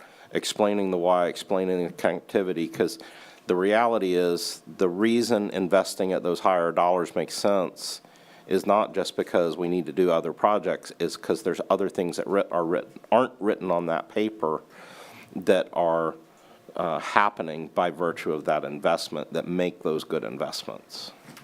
Yeah.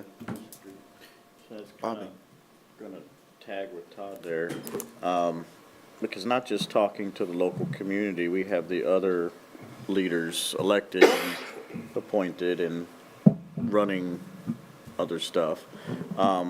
It might be good, and I know Virginia has talked about this before, how much more of the additional funding we get because we have this organized program that is clear and concise, and it's supported by the vote and the commission.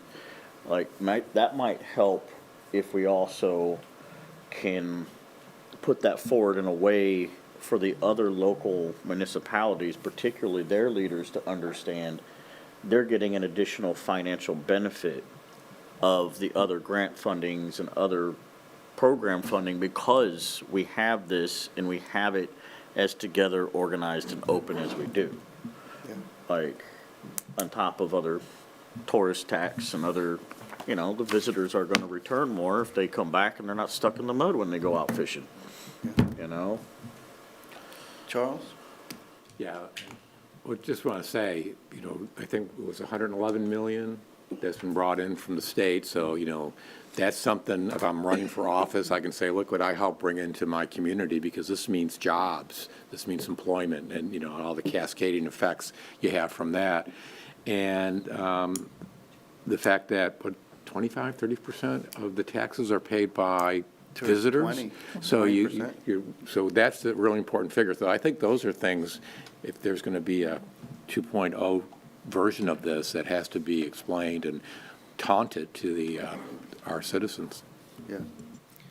And I think, Todd, I just went back to this slide. Don thought I fell asleep and was just scrolling back uncontrollably. But it was the R's. And earlier, there was a discussion about the remove or reduce, right? And so the muck is removing that legacy. The reducing is what's going into it. And so it's that balance between, you know, the dollars that are spent on removing, but also making sure there's dollars spent on the reducing so that we don't end up doing, you know, Turkey Creek in 2075. Yeah. You and I will be there, Terry, on a boat? I'm counting on it. Okay, good. 2075, we'll be sitting there on a boat on Turkey Creek. All right, we're almost there, everybody. Thank you for hanging in. Okay, current priorities of the plan. Public education is all important. We need to continue to engage the public in every way possible. Living shoreline projects, oyster projects, clam projects, and seagrass projects are important and are easy ways to bring the community into overall restoration of the IRL. These projects need to follow, not get ahead of, water quality improvements in the system. Finding new target audiences, utilizing new platforms to promote measurable positive action changes for citizens. Again, this one, I'm going to own up to it. It's mine. And I love our videos. I think we've got the long form video down. I would love, Brandon, for us to start focusing on some like really short reels or stories, 15-second clips, boiling it down and getting that out, because I think that addresses different attention spans and might help us with, you know, different audiences just to continue moving. And that's the thing with education, is it's a moving target. Right, Dr. Windsor? Every day you go into the classroom. It's a different classroom. It's not last week's classroom. It's today's classroom. So I think finding different platforms and different ways and keeping that measurable. Okay. The plan addresses the fundamental sources of nutrients and how to reduce them. Even after the completion of all the current projects, there will still be much work to perform. The great citizen turnout for the clam release project in Titusville was encouraging. And if there were other projects that can capture the public's attention, they should be invited to come out and see what their tax dollars have accomplished. I know this event must have taken a great deal of coordination and upfront effort. Thanks to the Brevard County Office of Natural Resources and Sorrel staff for making this so successful. All right. Feedback heard from the community. And this again is great because it's important to know what, in my opinion, it's important to know what people are saying and feeling, so that way we can understand how they're perceiving the plan. Most feedback received by me has been critical, and from a very few people. Address the public perception of the Sorrel plan versus what the plan can or cannot actually fund. I think we talked about that earlier. Address the public perception of Sorrel plan benefiting the wealthy. And again, we discussed that. address the public perception that Sorrel Plan is providing at taxpayer expense justification for continuing rapid land development. Is it viable? When asked, many that have questions admit that they have noticed noticeable improvements to the lagoon, but there are still questions as to what else could or needs to be done next. There have been many homes that transferred from septic to sewer. These homeowners should be good advocates to speak of the benefits of Sorrel. Can we obtain some testimonies from them? And I think we had a commercial with one homeowner, or commercial, we had a video. Didn't we out front of one homeowner's house, I remember. But I do think the more voices and different voices. All right. Lorraine, please. Address the public perception that the Sorrel Plan is providing a taxpayer expense justification for continuing rapid land development. I don't understand that. I haven't heard that before. Can you explain that a little more? Well, there's been a discussion over time of what we're doing here and the rapid growth in development in our county. Yeah. And I think that's where that stems from. Is that outpacing, is the rapid growth in the county now outpacing what we're able to achieve in this program? Yes. Because this program takes time to get underway, and the rapid growth seems to be, to some people in the public, not as well controlled as it should be. Yeah. And I mentioned a few meetings back, the analogy here with the onset of the space program in the 1960s and how that rapid growth led to problems that we're dealing with right now. Yeah. And we seem to have, there are very few people around who were here in the 50s and 60s, but a lot of us now who dig underground and see the results of what's happened from the 50s and 60s are saying, we're doing it again. We're letting this uncontrolled growth in the county, uncontrolled in quotes, go on, and will future generations, 10 years from now, 20 years from now, 30 years from now, saying, what's wrong with those people? Why did they let this go on? Because we have to go out now and tax our citizens to help recover the Indian River Lagoon or other Brevard County resources. So I just see us repeating the same mistake exactly and not learning from history. So that's where that comment comes from. Okay. Yeah, I understand. Okay. All right. So now we'll go to future opportunities. I love it. Okay. Sorrel 2.0, realistic 10 goals, 10-year goals. This, admittedly, again, was one of mine, and it was, as I think Lorraine mentioned it, we had the patient that was in, cardiac right arrest, and our goal when the tax came out, and I know on the committee, was to prevent that system-wide, event again. And so if there is a 2.0, and as that moves forward, what's the 10-year goal, for the second time, and making sure it is realistic and achievable. Okay. The COC members need to be familiar with Appendix D in the project plan.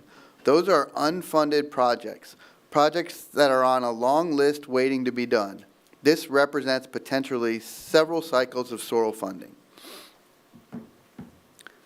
Continue to describe benefits other than nitrogen removal for all restoration projects. We should continue the support of current projects that have shown success, like septic to sewer, floating island, and non-chemical based vegetative removal prevention. We are constantly getting more monitoring data in on the performance of projects. This data is important for making selection decisions on the types of projects that are meeting performance expectations. This information needs to keep coming to the COC members in a timely manner. And I think a great example of this was Breeze Swept way back in the early days when we got that great groundwater monitoring, and it was just such an eye-opener on how different the groundwater was from doing that septic to sewer project. Soil 2.0, is there a need for micro-targeting and micro-monitoring? This one, again, was one of mine, and it was, again, the same thing, where before we were focused on a system-wide crash, and now that we've seemed to have the system in a better state, not a complete state, but now is there areas that we should be, targeting micro? Don, please. Just going back to even that first one, that realistic targets, we have to remember that we went through a huge upset, and the upset in the seagrass loss was independent of the fact that we're dealing with impaired waters. We're really right back to dealing with impaired waters, and we're doing that, and that's what Soil 2.0 will continue to do. So what you're saying is the difference between the water and the seagrass, it's the water is the focus. Yeah, it always has been. Yeah. Yeah. The seagrass will follow. Yeah. Okay. All right. 2 more left. I know I said 15, I lied, I'm sorry, 18. Soil 2.0, discuss cost share for projects based on other measurable pollutants like freshwater flashes.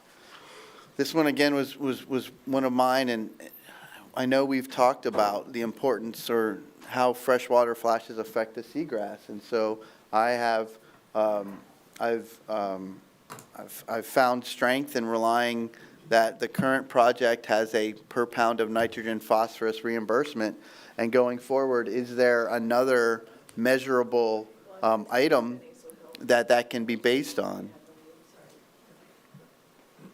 Okay, expand the types of projects and identify criteria other than NNP for project qualification. Beware of shiny objects. Be careful about taking focus off long-term priorities without sufficient justification. Emerging threats of concern should always be of interest, but soil is not the only source to address all Brevard County issues. There are other pollutants impacting the IRL, such as biocides and solids. A recent UF study found that herbicides may impact the immune system of manatees. Reduce, limit, or delay freshwater flow into the lagoon. Baffle boxes are great for blocking objects in the lagoon and other waterways, but it allows for excess freshwater to flow into the IRL. I just think, convincing or educating the public that fresh water is bad to a point, it takes a while to get to that because, it's water, right? The lagoon's water. So there's going to be an educational component that's going to be critical to getting to that type of reduction. I agree, and I think that's why monitoring is so important. And if we can point out to neighborhoods, Charles, like this is fresh water coming from your street or your area, and this is the negative impact. I think seeing the exact footprint, it's like walking on the beach and you take a step, and if you lift your foot, you can actually see your footprint. Well, some of the presentations yesterday at the symposium at Harbor Branch, they talked about fresh water and the pulse, and especially from Lake O, and how that's affecting the St. Lucie. So there's a lot of data out there now. We'll just have to figure out how to make sure we can communicate that to the general public. Yeah, I think one of the ways is making sure that we on this committee see that. I didn't catch that one. Virginia, could you email that one around to the committee? I'd love to see it. They make those available, right, online? Not right away, delayed. There were a lot of technical issues yesterday, so. Okay. I know last year when they had those technical issues, the recording didn't work either, so I'm not. They had it on YouTube. Yeah, YouTube worked for about 15 minutes and then. Oh. Huh. Okay. Florida Oceanographic Society might have some more information on that, or even one of their lecture series may have addressed that. Great. Todd?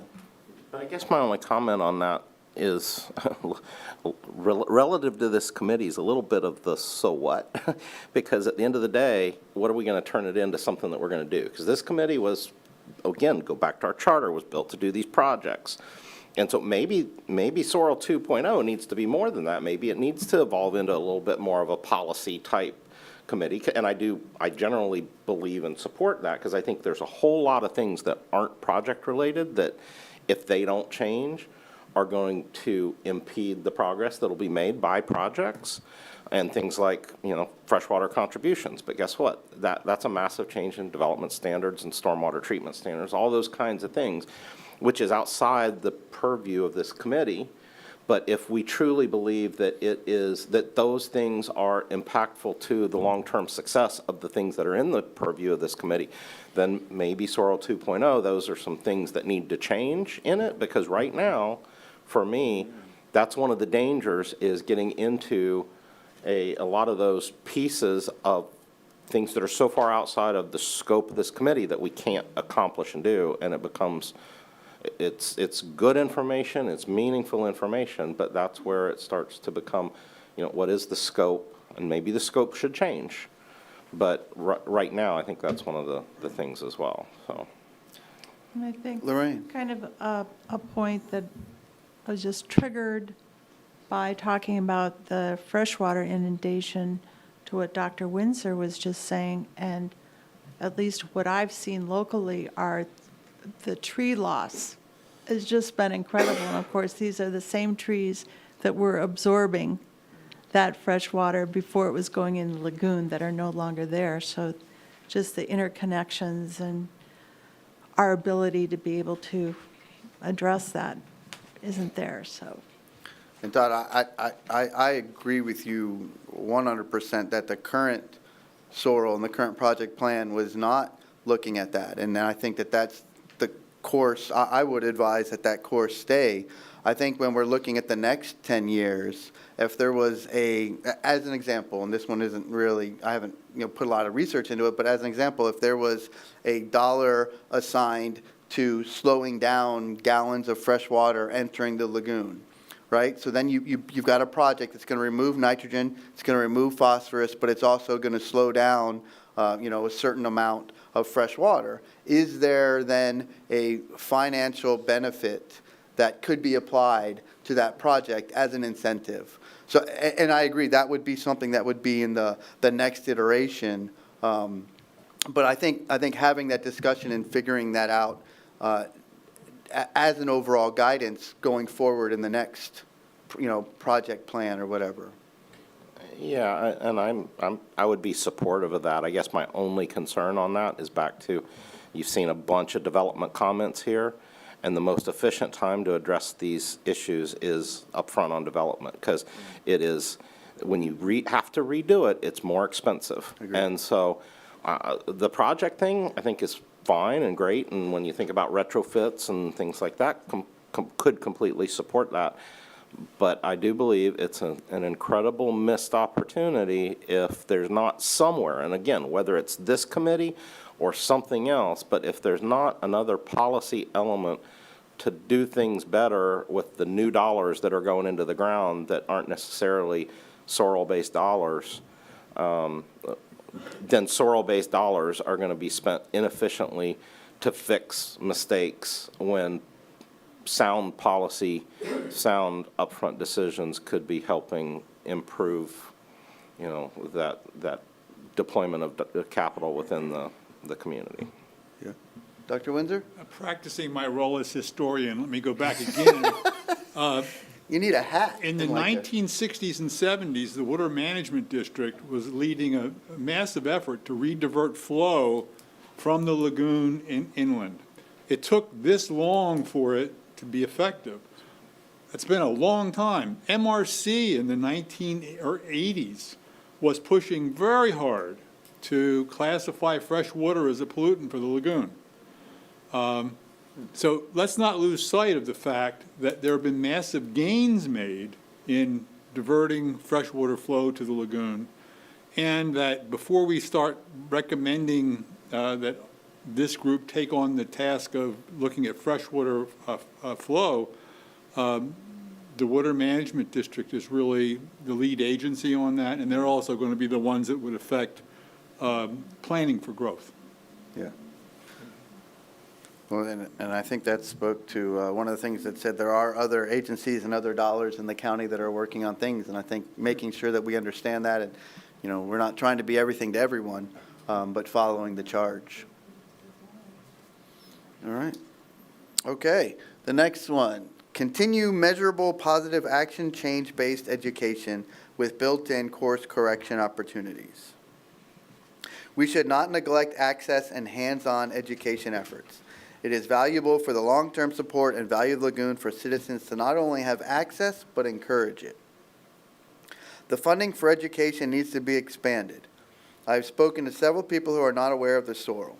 Partnering, supporting the Brevard Zoo and MRC and other nonprofits to raise awareness should yield better citizen involvement, but may not qualify based on the current emphasis of NNP reduction.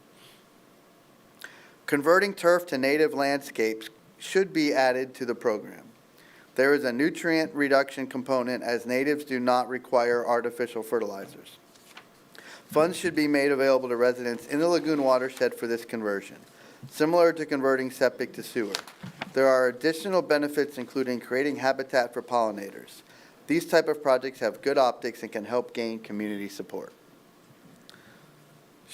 I love this one. This just speak in one-word sentences. It just makes it so concise and easy. Shorelines, access, exposure, causeways.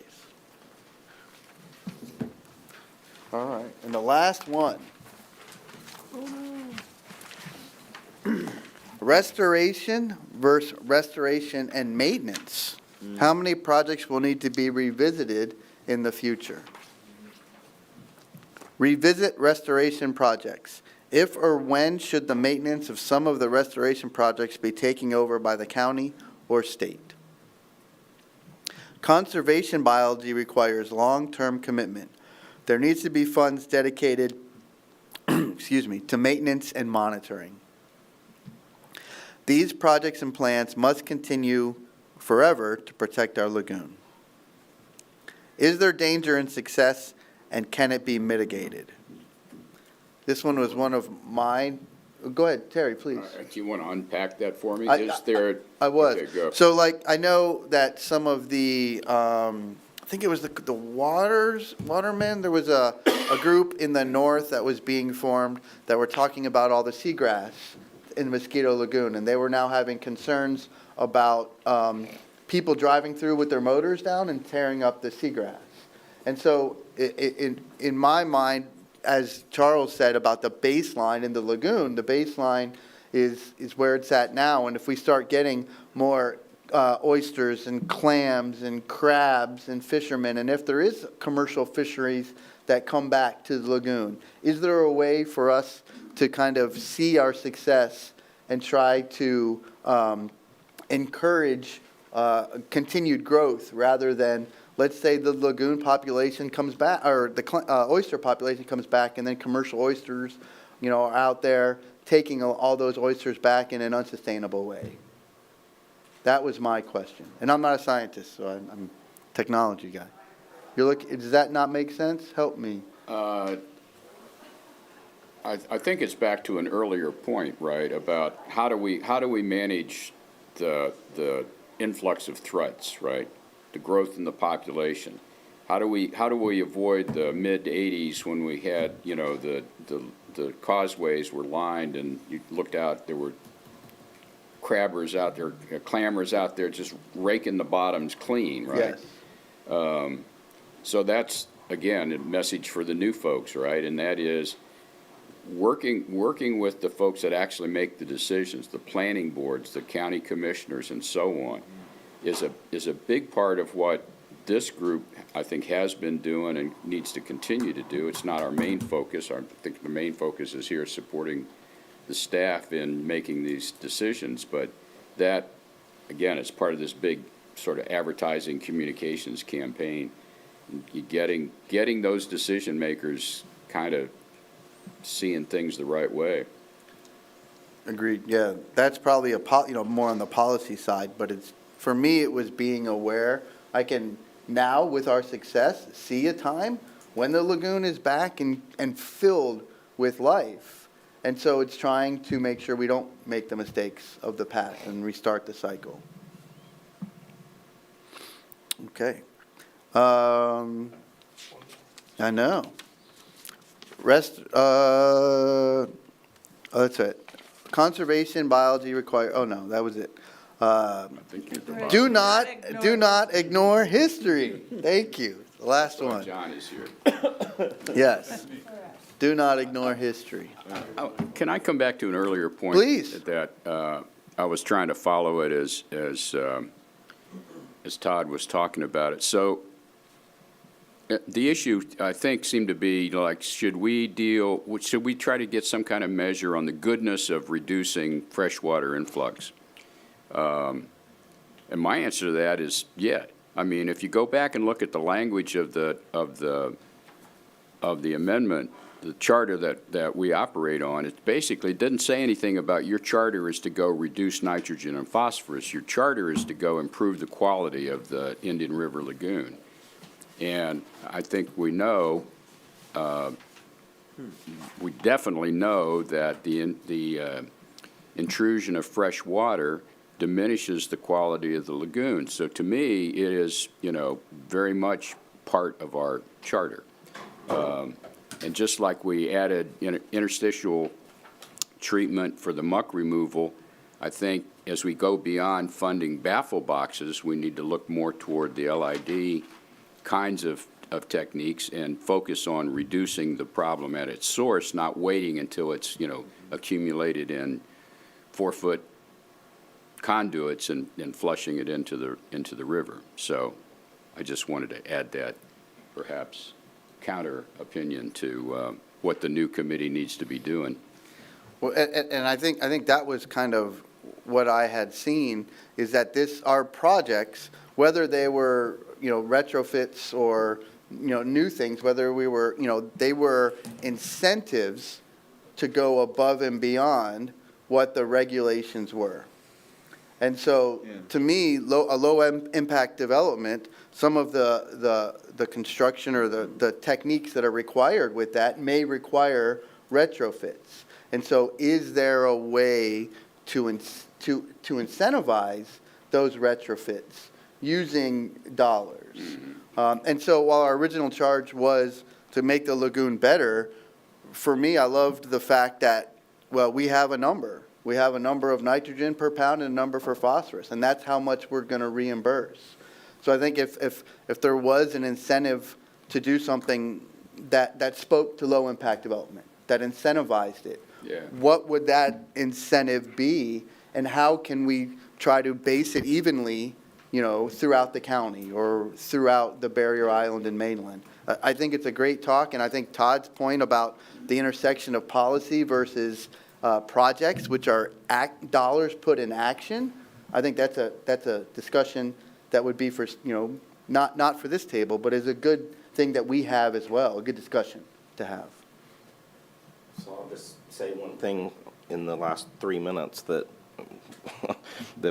I have, that I'm going to be an active participant at this table, which is that I agree with all of that, with the exception of the most demoralizing thing that I could envision is going and spending hundreds of thousands or millions of dollars on reducing fresh water into the lagoon at the same time that there are development standards, when we're considering to see massive, growth in the community coming in and doing exactly the opposite. So for me, and that's not the case with anything else we're doing.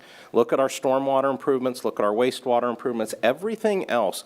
There's newer standards that are, if it was being built today, it would be built different, it would be built better. And we're improving the things that were done to older standards, that were done more poorly, and but that there's not a mandate, there's not a funding mechanism, there's nothing. But if that wastewater plant was built today, or if that lot was built today, it's different, right? And so that's the only thing for me is when you're starting to talk about these other types of issues, I know as a resident, I certainly wouldn't be happy if I'm dumping our tax dollars into fixing something that at the same time we're building another one that's broken. And so for me, it's all fine and dandy to invest the money, but investing the money has to go hand in hand with not continuing to perpetuate the insanity of doing the same thing that you're spending money to fix. Yeah, I think we're in violent agreement. I think putting in baffle boxes is, Band-Aiding the problem, right? If the whole notion here is that you're trying to reduce the volume and velocity of fresh water and all the things that stormwater is carrying with it, by putting in a baffle box, it's like, okay, you've waited until you've accumulated this massive and now you're trying to deal with it, as opposed to, so I don't think the money goes into retrofitting something. I think if when the new committee takes on this challenge, it is to influence it at the point of development, right?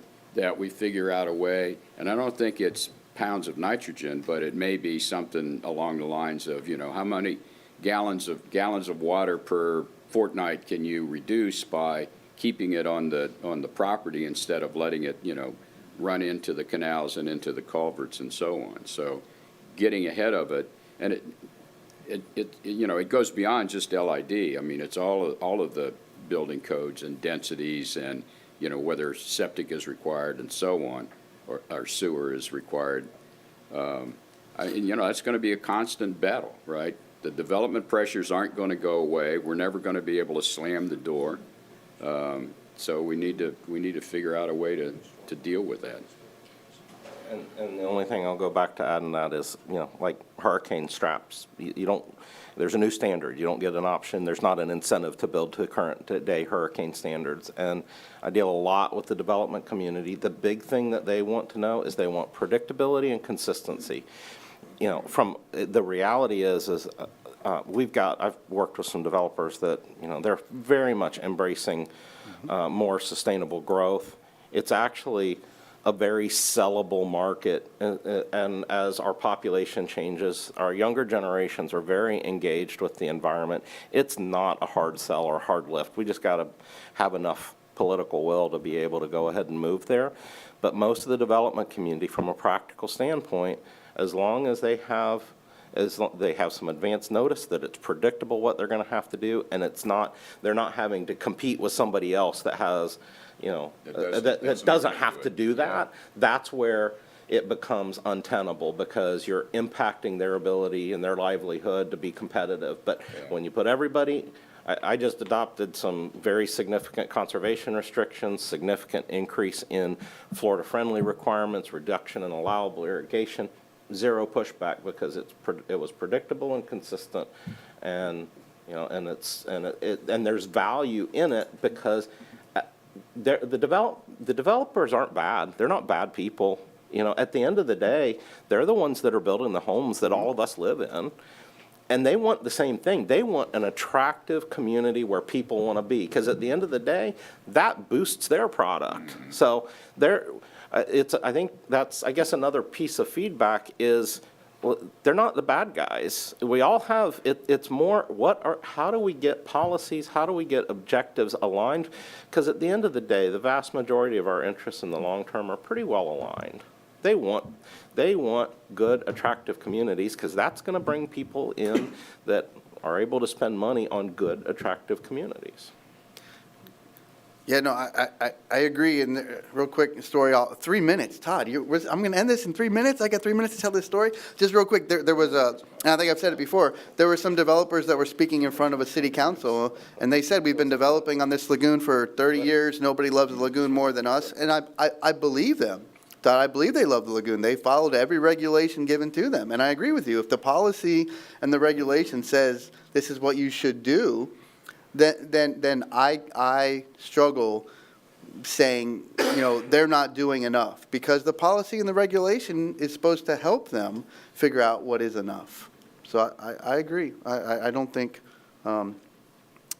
I don't think developers are all the bad. I think we've got to work with policy and actions to have an even balance. Bobby.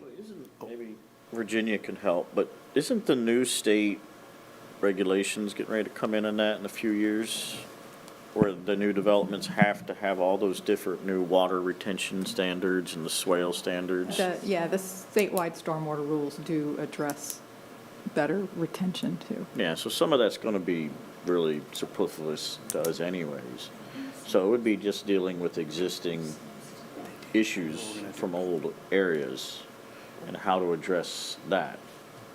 I guess maybe, because the only, statewide standards are exactly that. They're statewide, and they have to address every portion of the state. And we happen to live in one of the more sensitive areas. And so, from a practical standpoint, I think we would be remiss to think statewide standards are going to achieve the objectives that this committee and candidly this community with the sensitivity of the lagoon that at least we say we desire. So it'll make it better, but will it move the needle far enough? I would be skeptical. All right.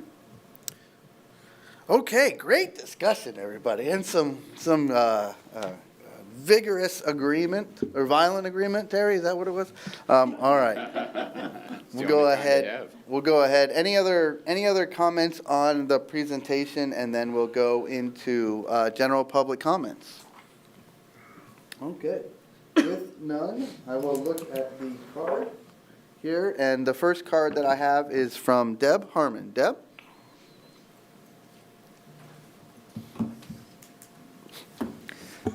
I'm a little intimidated because you guys are an awesome, impressive group of people. And I want to thank you for the fire hose of wisdom that you just gave us today. And I'm not afraid of fire hoses. And this is one fire hose that I think is going to benefit far beyond. The lagoon is why my husband and I live here. And I have spent a good chunk of my life, my happiest memories, around and on the lagoon. So I care, and I'm a fairly knowledgeable person about this program coming into this. So I think one of the benefits of being a newer member and coming in is maybe some fresh perspective from that experience that I've had kind of as an outsider to the program. And I want to say, one of the things I do is I'm a recent past chair of the Melbourne Regional Chamber of the Florida Space Coast. And I remember my first board retreat when I was elected to the board of that group. And Virginia and Dwayne DeFries came and we did a workshop about the lagoon. And they are rock stars. I know she's heard me say this before. They are really rock stars, and I know they have this huge group, some of them are over here, of really wonderful professionals who are making things happen, as all of you are contributing to that. And I just think we need to say thank you, thank you, thank you to all of you for that. But that outreach is so important, and that personal outreach, I think, is really, really important. So I was pleased to hear you say that as part of the wisdom that you're imparting to the rest of us. Because I think one of the things that's a challenge with communication and education is our audiences are changing all the time. I think you know that. And I think if I had to suggest one thing that the group could think about moving ahead is how do we come up with a message framework that everybody, if we're all supposed to be part of the outreach, how can we be singing from that same sheet of music in order to carry the message out there? And I want to point out, I carry this around with me. It is a piece. Virginia knows it well. I hope you all do. My friend Lou Kontnick from the Brevard Indian River Lagoon Coalition takes this around to cocktail parties and networking events, and he goes through this. You should see the light bulbs go on. I think there's so much good work to build on, but the other thing I want to put out there is communication is hard, and getting that very simple message together at a very critical time is going to be really important, I think, in the years ahead. So thank you, and thank you, thank you, thank you. I'm happy to be contributing in the future. Thank you, Deb. All right, Craig Wallace. You guys are rock stars, as Deb said. It's really going to be sad to see a lot of these faces go, but looking at these new faces here, I'm very optimistic about where we're going from here. So with that said, I'm going to speak to them more than I'm going to speak to you. I'm with the Brevard Indian River Lagoon Coalition, and we have been here with Virginia and this whole team here from the beginning, and we plan to continue on. One of the reasons why we don't participate in this COC group here is because we value our independence. We are able to speak to commissioners more freely.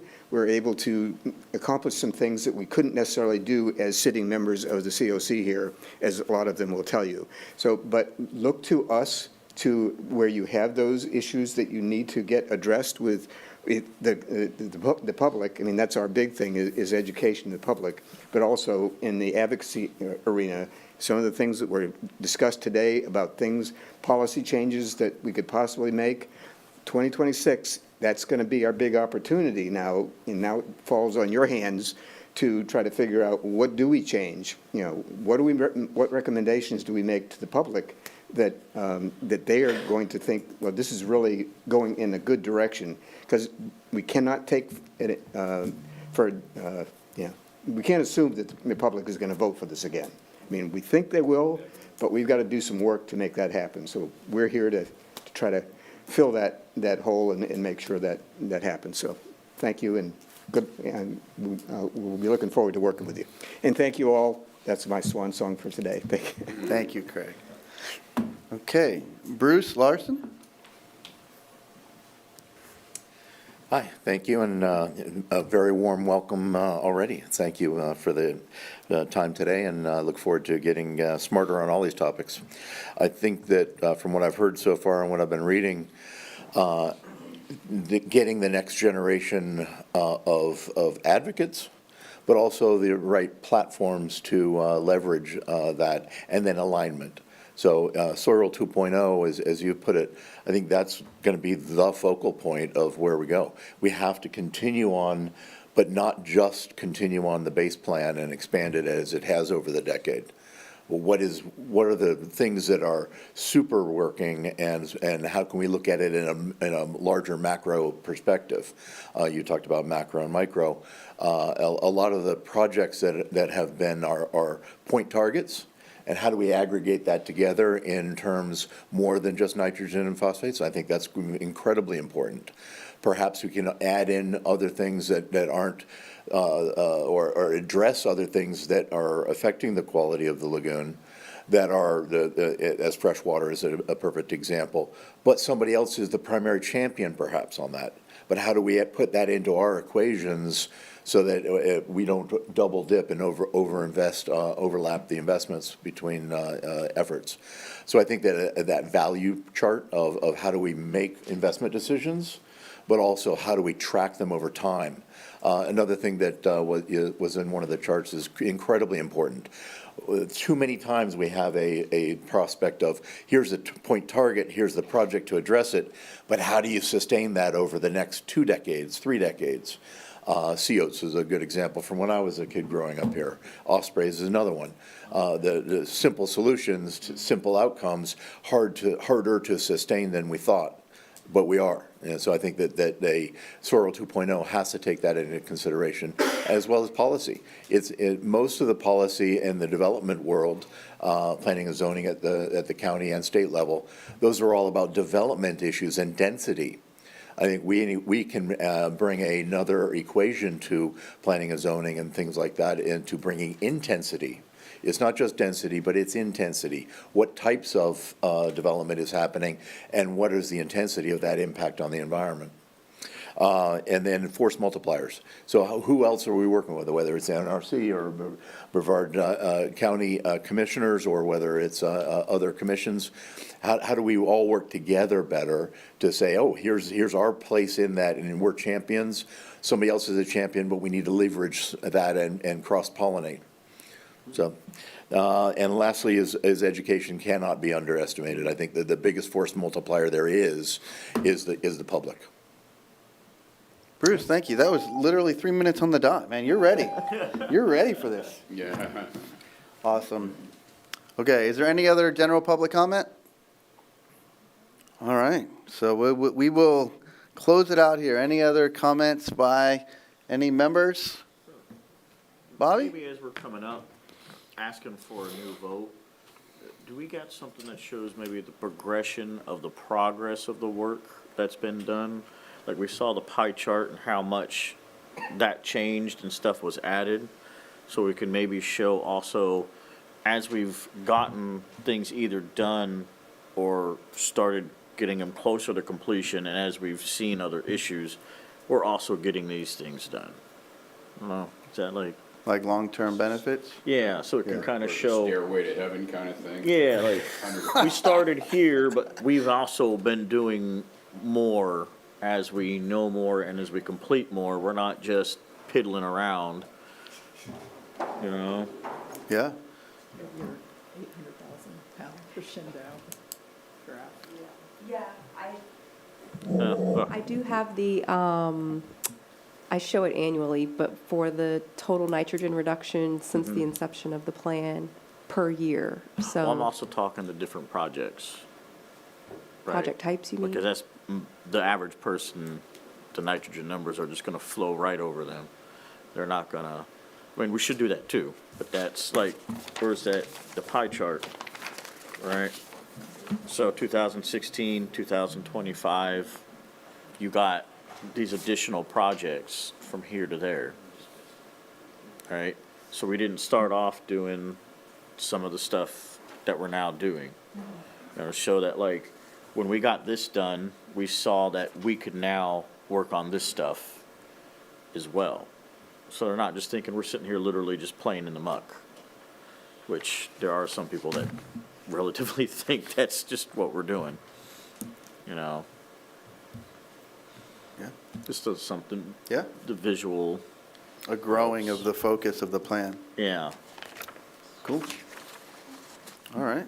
I'll say something. Lorraine, please. It's my last chance. This is it. Speak now or forever hold your peace. Well, I mean, I probably speak for everybody. It's really been an honor to serve on the committee. I've, worked in water all my career, municipality, nonprofit, and in public service in various ways. And of course, I'm involved in a lot of public service right now. But this has been the most rewarding of any of those experiences.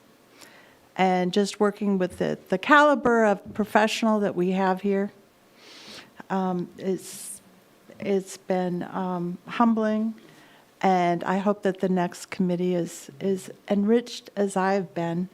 There are two names that were invoked that I really miss, John Byron and John Durkee. Fortunately, John Durkee is still with us. Saw him recently. John Byron was with us just a short time, and isn't that a shame? And that was a political move. I don't have to name any names, but his removal was a political move by somebody that was shortly removed after. So anyway, I'm just happy to have served with everyone here. Thank you. And hope to work with you in other capacities in the future. All right. Anyone else have anything? Todd. Vinny, Yeah. Vinny, can I talk? I was going to call your name, Laura Lee. Yes, go ahead, please. Okay. All right. Well, first of all, Lorraine, you always have a 3-minute opportunity. Great. So, sitting at home listening to the conversation today, it was amazing, absolutely incredible. So much stuff I heard. I'm so excited about. Like we talked about trees today. We talked about reducing fresh water going into the lagoon. All these things that are so important to me. But I want to thank all of the departing members. I've so enjoyed working with you guys. You're amazing. And I'm really excited to be working with the new members. You guys look like you're awesome. And so I appreciate that. I didn't hear any mention today of activities on the other side of the river. And I can't let this opportunity to comment on the impact that development at the Space Center had on the Indian River back in the 1960s, it was not good. It was actually catastrophic. And we cannot allow the development at the Space Center to impact all of the work and all of the money that the citizens have spent to fix the lagoon. We cannot let what's going on at the Space Center impact our progress. In fact, they should be contributing. Thank you. Okay. Thank you, Laura Lee. Todd? Yeah, I'll just echo the sentiments. I greatly have enjoyed and appreciate the opportunity to have worked on this committee. So thank you. And I do want to just highlight, and we've heard it today, there's a lot of different perspectives, and that really does add value. The other piece is make sure it adds value and doesn't tear us apart too, because the world around us is doing a lot of that.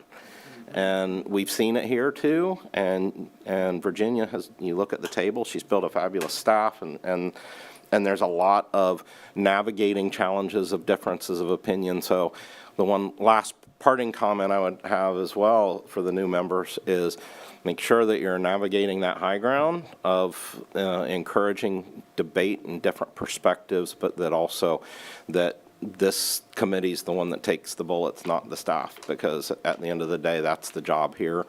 And this committee really needs to stand up for the people that are doing the work on a day-to-day basis. Thank you, Todd. Brandon? Yeah, I did want to bring up one thing too, to Lorraine's point. She mentioned John Durkee, and just so you know, he is still active.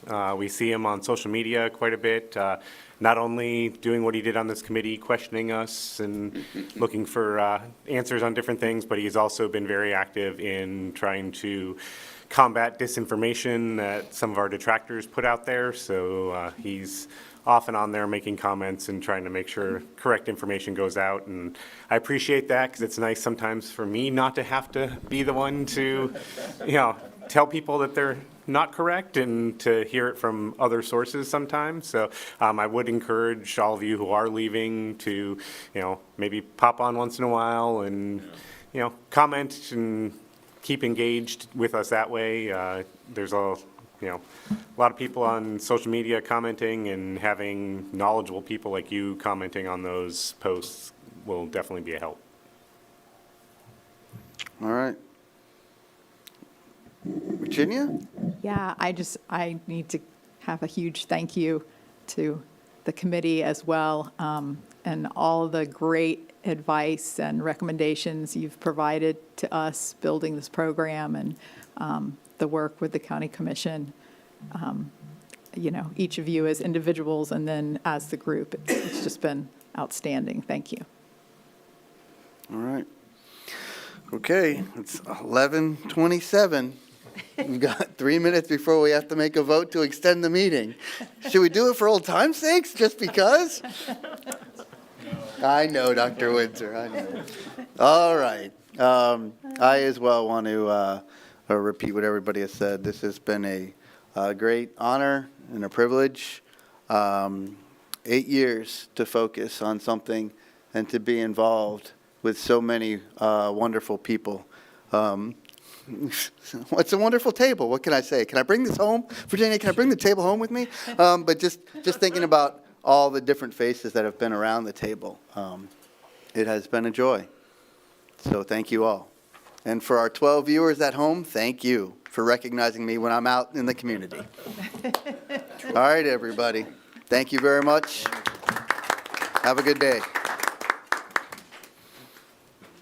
The opinions expressed by any member of the public during any period of public comment do not necessarily reflect the views or opinions of the Board of County Commissioners of Brevard County, Florida, Space Coast Government Television, or the program sponsor, and are solely those of the presenter. The Board of County Commissioners of Brevard County, Florida, Space Coast Government Television, and the program sponsor hereby expressly disclaim any and all responsibility or liability for any defamatory or slanderous statements expressed by any member of the public during any such period.